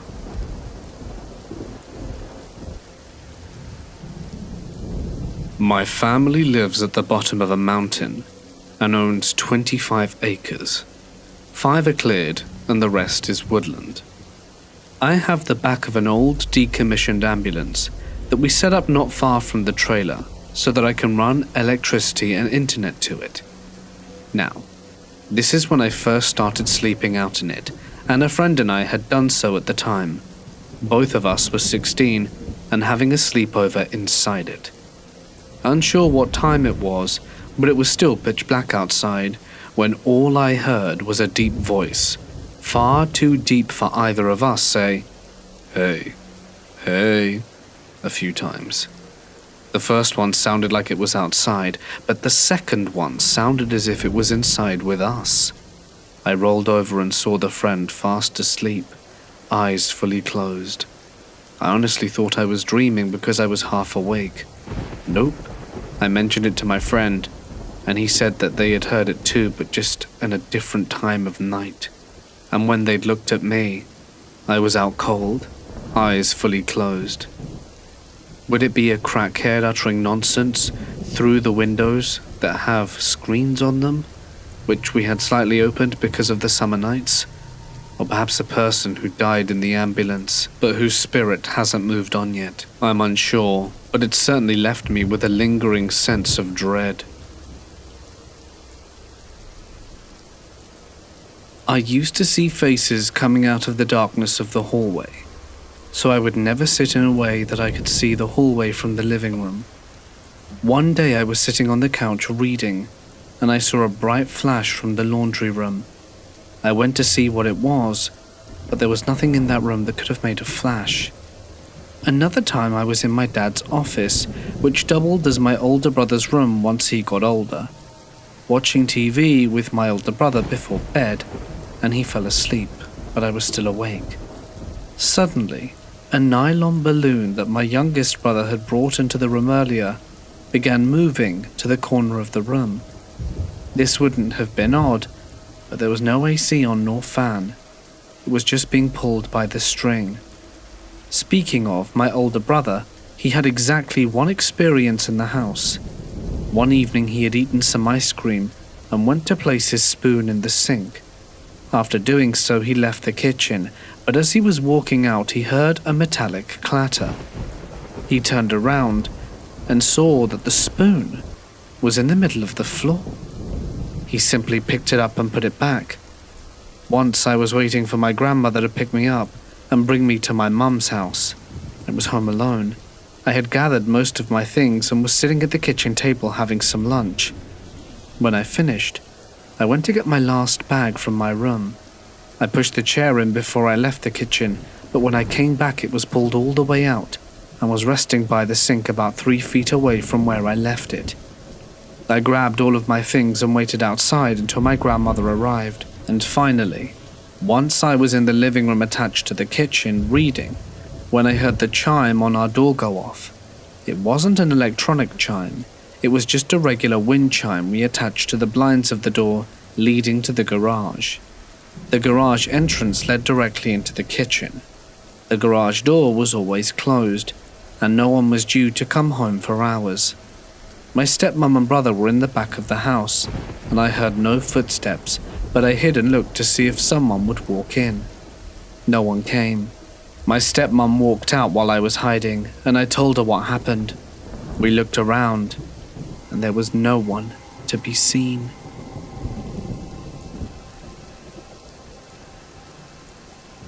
I was once working in a morgue when a body came in. They informed me and asked me if I wanted to leave, and I responded that now I'll keep on working, when they brought in a rather sizable cadaver. They shut the door to the lab, and the next thing I heard is, "Oh crap, we should put him on the deeper table." Then the smell hit me. I had to go outside for about 20 minutes until the lead mortician came out and got me and explained to me that they had to switch the body fluids with embalming fluids for open caskets. When it's a larger human, they have a special tray table to let the blood etc. pour out onto the table. Well, the rookie just started doing the job he knew how to do, and the blood work was pouring all over the sides of the tray. It was one of the worst things I've ever seen. When I was in grade 6, I lived on Prince Edward Island, and we had the opportunity to talk to an officer. At the end, we got to ask a few questions, and of course there'd be the typical questions that kid would ask, like, "Did you ever shoot anyone?" He shot at, but didn't actually shoot anyone, or so he told us. Then someone asks, "What's the creepiest thing you've ever seen?" I probably don't remember all the details because it was years ago, but it went kind of like this. There was a small island just off the coast of Prince Edward Island, and one night people had called the police to report a baby crying from the island. The police show up, and sure enough they heard a baby crying. They make their way over to the cries, but when they got to the island the crying stopped. They searched everywhere, and guess what they found? Nothing. No baby or any sign that someone might be there. They started to leave the island, and immediately the baby starts crying. Of course, they go back and it stops. I can't remember how long they were looking, but they never found anything. And you could tell it's been bothering him for a long time by the way he talked about it. It always creeped me out, and I'll doubt I'll never forget about it. Weird things happen on Prince Edward Island.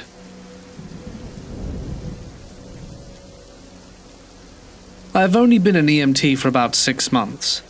I had someone I had known for years walk up to me and say, "I don't feel well," and drop. Unresponsive to pain, breathing getting slower and weaker, no team to support me, and no prep time on my way to the scene or anything. I was pretty shaken afterwards, but it made me realize that the training works. By the time the ambulance responded, which was just a few minutes away, I had blood pressure, oxygen, blood sugar, and had him on oxygen while monitoring the breathing and getting ready to start bagging him. While this was a bit scary, it also gave me a lot more confidence in my abilities.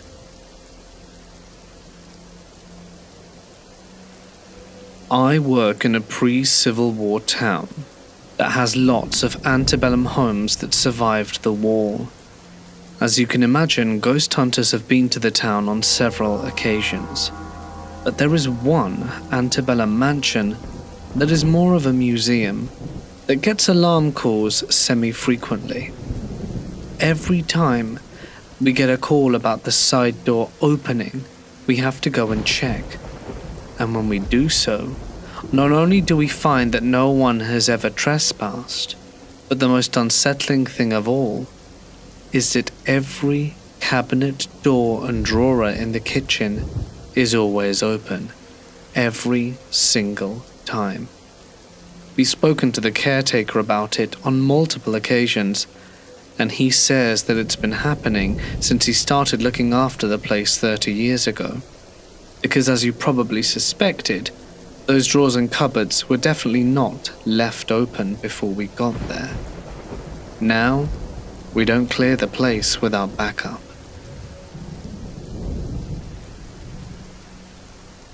This is a story of a close friends. They were camping as a family, mom, dad and 2 small girls in Washington state. They hiked up into the mountains for 10 miles before setting up camp. Everything was great, until about an hour after dark when they heard footsteps coming up the trail. No lights, just walking steps. The footsteps stopped outside their tent. My friend's spouse unzipped the tent to see who it was. There was a nearly naked man with wild hair and a huge beard standing outside staring back at him. "Zipping the stats?" is the only thing he said to them when they asked him anything. My friend started freaking out. Why is a nearly naked man trying to get them to zip stats? What stats exactly? How does one zip a stat? It was too far to hike back to the car in the dark, so they zipped up the tent and basically stayed awake all night while the man sat near their fire pit. At first light they repacked and hiked back to their car. The man followed them most of the way. They didn't see him do any drugs and he had nowhere to keep his stash since he only had on a fancy loincloth. About halfway to the car he vanished behind them on the trail. They hoped they could put the incident in the past and forget about it, and they almost could, until they got to their car and saw that someone had written in soap/chalk, "Zip the stats," on every window of their car. This happened when I lived in Hachioji. I was in university at the time. I moved to Tokyo from Chiba, and I lived in 3 different places when I moved to Tokyo. This experience takes place in the second apartment I moved into. I found an apartment I liked. The building was pretty old, but it had just been renovated. The structure and layout of the apartment was really unique as soon as I viewed it. I expressed my interest to the realtor and then contracted it. I had a girlfriend and she moved in with me.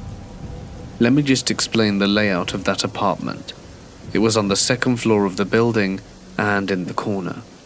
It was strange and cool because I had my own personal staircase, which was connected to my apartment, and there was also a parking spot just below this private staircase which made life easy. If you open the front door, you'll see the toilet on your right and the kitchen just down the hall behind it on the right. There are stairs on the left and the entrance to the living room next to them. If you head up the stairs, you find a door leading to the attic. I really liked that attic. So like I said, the floor plan was pretty unusual. However, shortly after moving in, the weird goings-on began. My girlfriend loved the place as much as I did, and one day we were sat in the lounge drinking booze and watching some TV, when we both heard the sound of the door handle. My girlfriend instantly went to panic mode and began freaking out. I tried to laugh it off and said something along the lines of, "Chill out, it's just wind." I would be lying if I said that my heart hadn't skipped a beat. I was just trying to stay calm and composed. It definitely sounded like the door. A few seconds later, the sound came again. This time she started to really panic.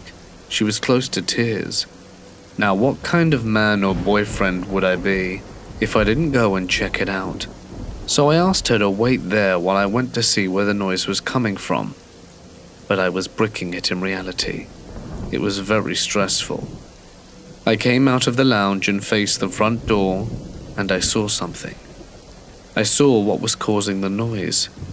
Before my eyes, the front door handle moved up and down, like there was someone outside trying to gain entrance. Panic had set it in for me now, as the door handle rattled and the door moved. It sounded like there was some real force behind it. I realized that the door wasn't locked, and as that thought came to me, the door flew open. I expected to see some masked-wielding maniac, but there was none there. That particular fear slowly fizzled away, and I called out to my girlfriend. "Oh hey, don't worry. It was just some garbage blowing by the wind making the noise." I lied to her in an attempt to reassure her. Despite no one being behind the door, I still felt fear. The things which are unseen are the most frightening. The things which defy logic and reason are the most frightening. I decided to try and forget about it and carry on.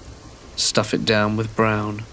I'm not that good at drinking. I'm kind of a lightweight and always end up feeling sick.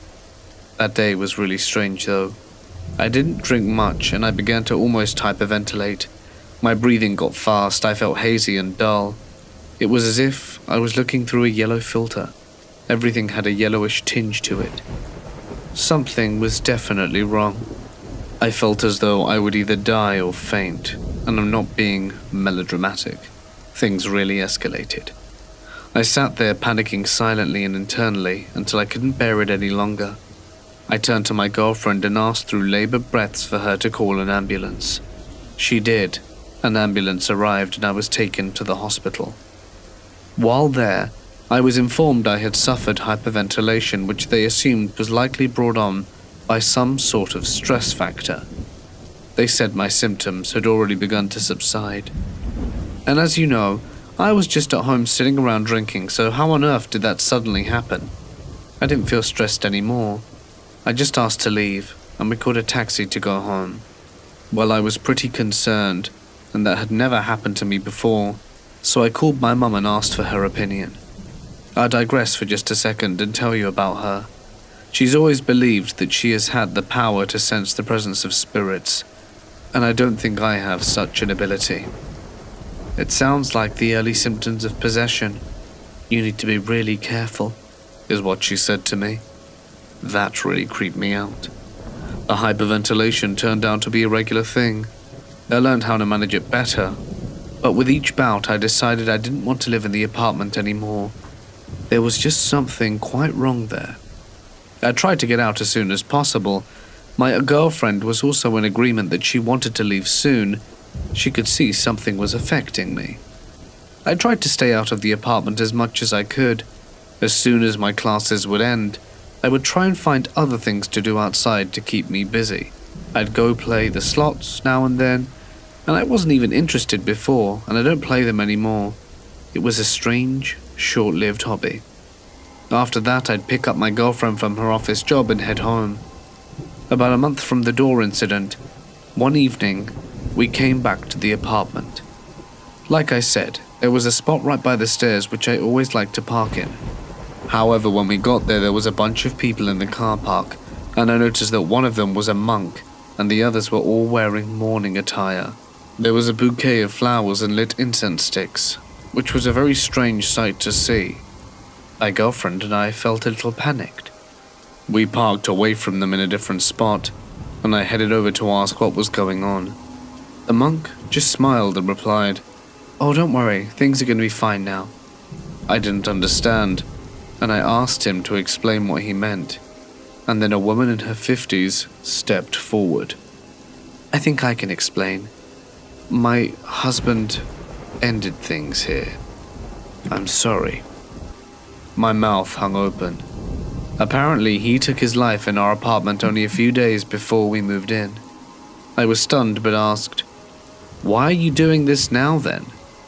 The monk then said that there was a shared belief that the woman's husband hadn't passed over, but now with the help of the mourners and the ritual he performed, he believed he would be at peace.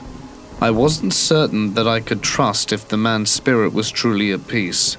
What I felt in those bouts of hyperventilation were profound levels of fear, the likes of which I would never want to experience again. So despite the reassurances of the monk, I complained to the landlord and moved out.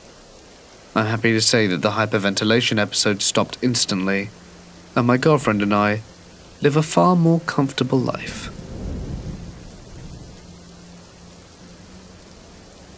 This all started when I was around 12. My sister, father and stepmother at the time, and her 2 daughters, were camping. We had only been there for a day and everything was fine. Then me and my sisters decided we were going to go to the stream by ourselves. My father gave us a walkie-talkie so that we could keep in contact while we were gone. Now the place we were going to was surrounded by bush, and to get there you had to go down a little path through it. We spent a while with our shoes off and splashing in the water when Jade said she could see someone standing among the trees. We all looked and saw a figure. It was dark, but you could tell it was in the shape of a man, but you couldn't see the face. We stared at it for a few seconds before it disappeared. We forgot about it and kept playing in the water, but I felt a little uneasy. A while later we all looked back, wanting to know if he was still there, and he was. Everything was silent. I could hardly hear the rapids in the little stream. We stopped looking. After about 20 minutes we headed back to the campsite. My sister lingered behind and I was about 20 meters ahead of them, but we couldn't see each other. I heard a twig snap behind me and I turned to look, assuming they had caught up to me. Nope. I turned to see the tall, dark figure literally a foot behind me, so I started running. The whole time I could feel him close behind, and I ran as fast as I could until I was out of the open campground. He was gone. My sisters came out not long after, and I told them what happened. I asked, but none of them had seen him behind me. They were too far behind, and the path was windy, so they were around a corner from me most of the time. Throughout our camping trip, we didn't see him around as much, but occasionally would see him just standing there. Fast forward a few years and we go back, with my father's new girlfriend and her daughter Stella. I can't recall this trip as much, but I know for a fact Stella saw him too. 3 years ago I started seeing him at my house, just anywhere and everywhere really. One day I was out in the backyard, and I started to lean down to pat my cat when in my peripheral vision I saw him right behind me. I looked at my cats to block him out, and as I do, I feel a hand grab my hair and tug. I immediately spun around. I now live with my boyfriend and can't say for certain if I've seen him again, but sometimes I see shadows move behind me in the reflection of the TV, and when I look, there's nothing there.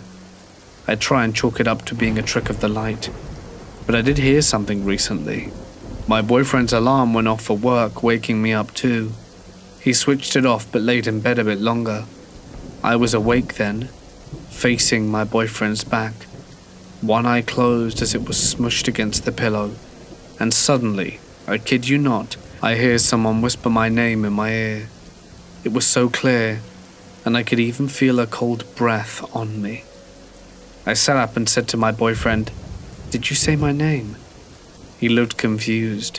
He was just sitting there playing on his phone. No, he hadn't. I believed it was a female voice. I'm not sure if this relates to my experience, but I'll add it here anyway, as I'm dying for an explanation. Let's set the background first. I grew up in a very rural area. My parents have a pretty big piece of land with a nice 2-story farmhouse in the middle of it. To the south of the house is a peach orchard. The west is where the driveway is. It goes through an alley of cottonwood and pecan trees, but the land is pretty open and was used for cattle farming. The east and north is dense woodland and shrubs, which reaches all the way to our neighbors about 2 miles. Back then, I was working at a carpenter shop in town. I had just gotten my driver's license, and so I was able to get there on my own. It was about an hour-and-a-half drive, though. We started fairly late in the day at about 10 a.m. The owner of the company was sort of a night owl and loved to sleep in, but because of that, we had to stay until 9 p.m. That was no problem in the summer, but turned out to be a bit of a nuisance in the winter, as it got dark pretty early, and I hated driving in the dark because the lights on my car weren't the best anymore. I drove a 1987 Chevy pickup, which had obviously seen better days. I hadn't had much money back then, so this was all I could afford. So one day in late December, about 10 or 11 years ago, I left work much later than usual. I'd made a pretty stupid mistake on a nightstand I was building for a customer and needed to fix it. As the customer was going to pick it up the next day, when I finally finished, it was about midnight. I cussed out my own stupidity, closed the shop up tight, and went to my car. There are 2 routes I can take to get home. One is on a highway, the other one is through the backcountry, and dirt roads surrounded by thick brush and trees. I usually took the highway, as it was much faster and safer, especially in the dark. But this day, there had been an accident, and the highway was blocked by emergency services, so I took the long way home. As soon as I left the main road and made my way up the dirt trails, I got this feeling, you know the one, as if something bad is about to happen, almost like impending doom. The longer I drove on the road, the stronger the feeling got, until it felt like all of my body and soul were aching desperately to turn around, drive back all the way to the roadblock, and wait until it got opened again. I tried to suppress it as best I could, and tried to convince myself that I had driven this route many times, and I knew that it was safe, albeit a bit rough on the truck. When I was driving through an especially rugged piece of brush only about 10 miles from my parents' farm, all of a sudden, my left front tire popped. I did my best to keep the truck on the road and made it to a safe spot. I kept a spare tire in the toolbox and had changed tires quite a lot on my own, and I knew it would be just a minor inconvenience, and I would be rolling again in a matter of minutes. That's where I was wrong. I climbed up on the truck's bed, only to find that my toolbox had been broken into, and all of my tools and my spare tire had been stolen. So there I was, still miles away from the nearest settlement, in bear and wolf country, in the middle of the night with no cell phone and no way to repair my truck. I always kept a sort of survival kit in my toolbox with a blanket, a small axe, a fire starter kit, and some MREs, but it had been stolen too. Thank God I still had my trusty pucko, which my sister gave me when she moved to Finland. So I made the second, but bigger mistake on the day. I decided to walk home.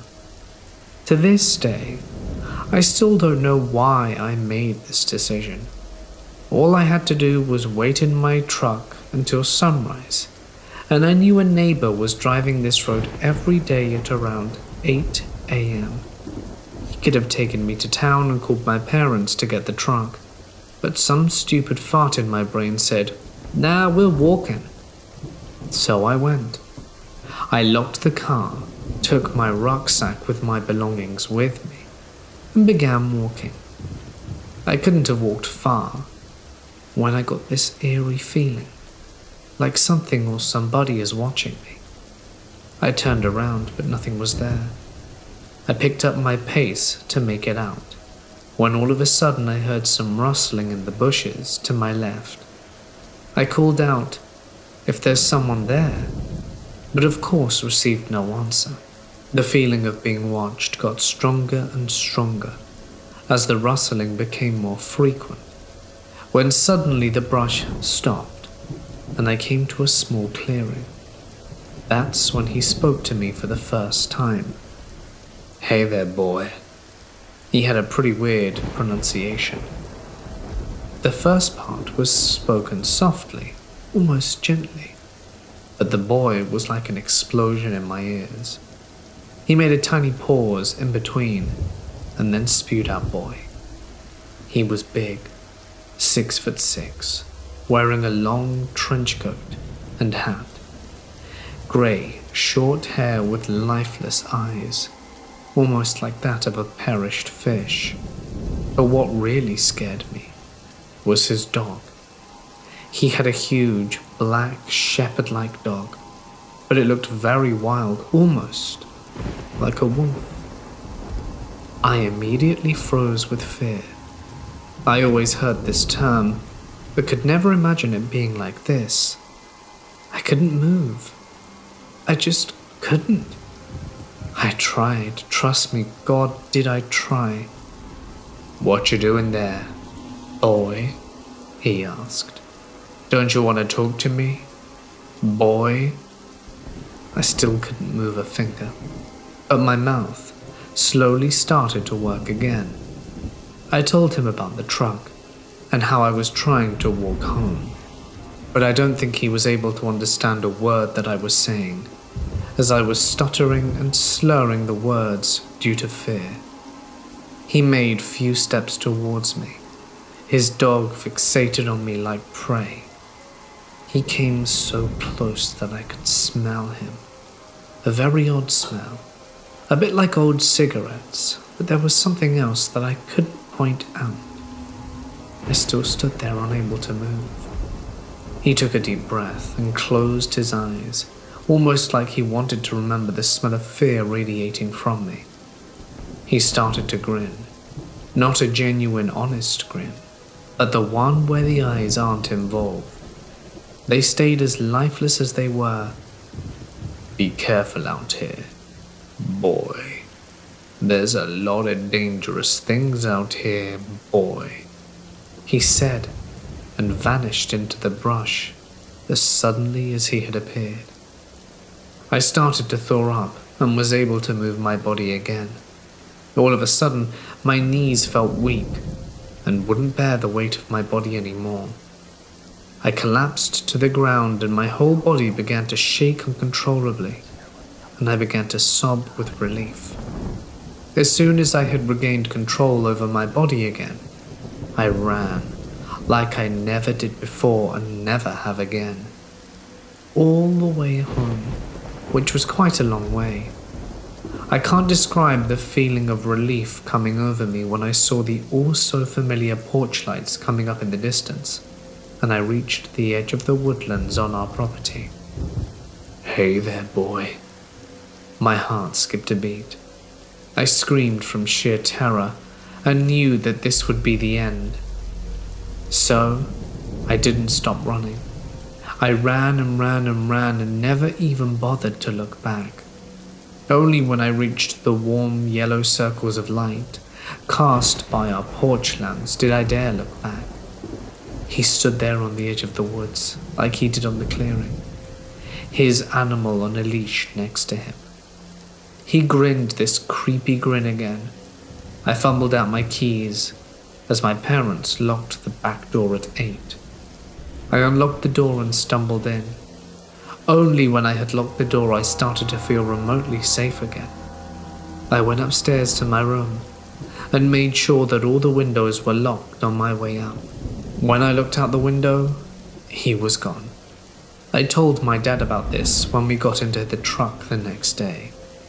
He said this was likely Samuel, an old hermit who had a small cottage down there in the woods, who had been living there for at least 30 years, but that he had never seen him with his own eyes. So in retrospect, perhaps I was never in grave danger. Maybe. But nevertheless, to the strange creep in the woods, I'd rather not meet you again. When I was 17, I got a job working for a major thrift store chain in North Seattle, a location considered by many to be sketchy.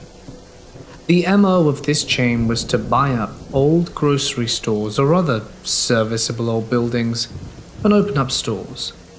The building was, I believe, one of the old grocery stores of the area. It was tiny and very old.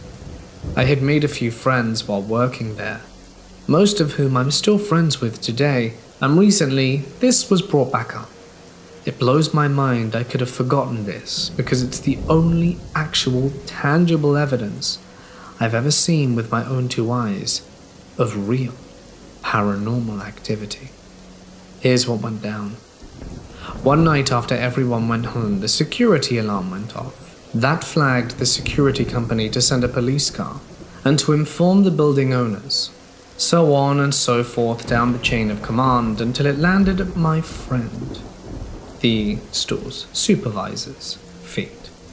Since he lived within walking distance of the store, he was responsible for meeting with the patrol and verifying that the building was all clear. And it was. With that taken care of, everyone went about their business. The next day, he obviously checked the security footage to see what might have set off the alarm. He actually called me and a few others into the office to show us the footage. Let me describe the layout for you, so you can get a better mental image of this first. The front of the store was an entire wall of floor-to-ceiling windows with 3 doors. An entrance, an exit, and an emergency exit with a big red handle that would trip the alarm if used. The registers stood between that front wall and the racks of clothing, with each rack having a little end cap sign on a little metal post. If you've thrift shopped, I'm sure you know what they look like, as it's pretty much the same in every shop. The back part of the store, the employee-only area, had a bunch of racks of clothing waiting to be priced that sat there for the next morning. So he showed us this CCTV footage. It's dark, it's empty, and nothing seems to be happening for a minute. Then, one of the end cap signs starts to slowly spin. This I could easily write off as a vent draft or something, but things started picking up. The CCTV would pan back and forth between the camera, overlooking the front windows / registers / partial view of the racks, and end cap signs to the back of the housing area where we processed all donations. In the back, you could see the sleeve of a coat being lifted, as though it were being pinched at the cuff and lifted above the collar before being dropped again, over and over. That could not be explained by a draft. Back to the front camera. The sign is now spinning extremely fast, and the crappy cardboard signs that hang with fishing line from the ceiling are swaying like crazy, almost like an earthquake. And then, the glass window actually started flexing violently. The red handle on the emergency exit door, a long metal bar, almost as long as the actual door at the front, thrusted up and down, while the whole door and surrounding windows looked like they were being wailed on by someone, or several somebodies. This is what set the alarm off. There was no one there. The parking lot was visible through the glass, and there was not a single person in that entire place. All the activity started very slowly and ramped up into a somewhat violent frenzy, and then just stopped. All within maybe a 1 to 2 minute span. So I have no proof, but it's very frustrating, as the footage has been lost. But I can't think of any logical explanation for any of it. I'm flawed, and I will never be able to forget what I've seen. And that was the better part of a decade ago now.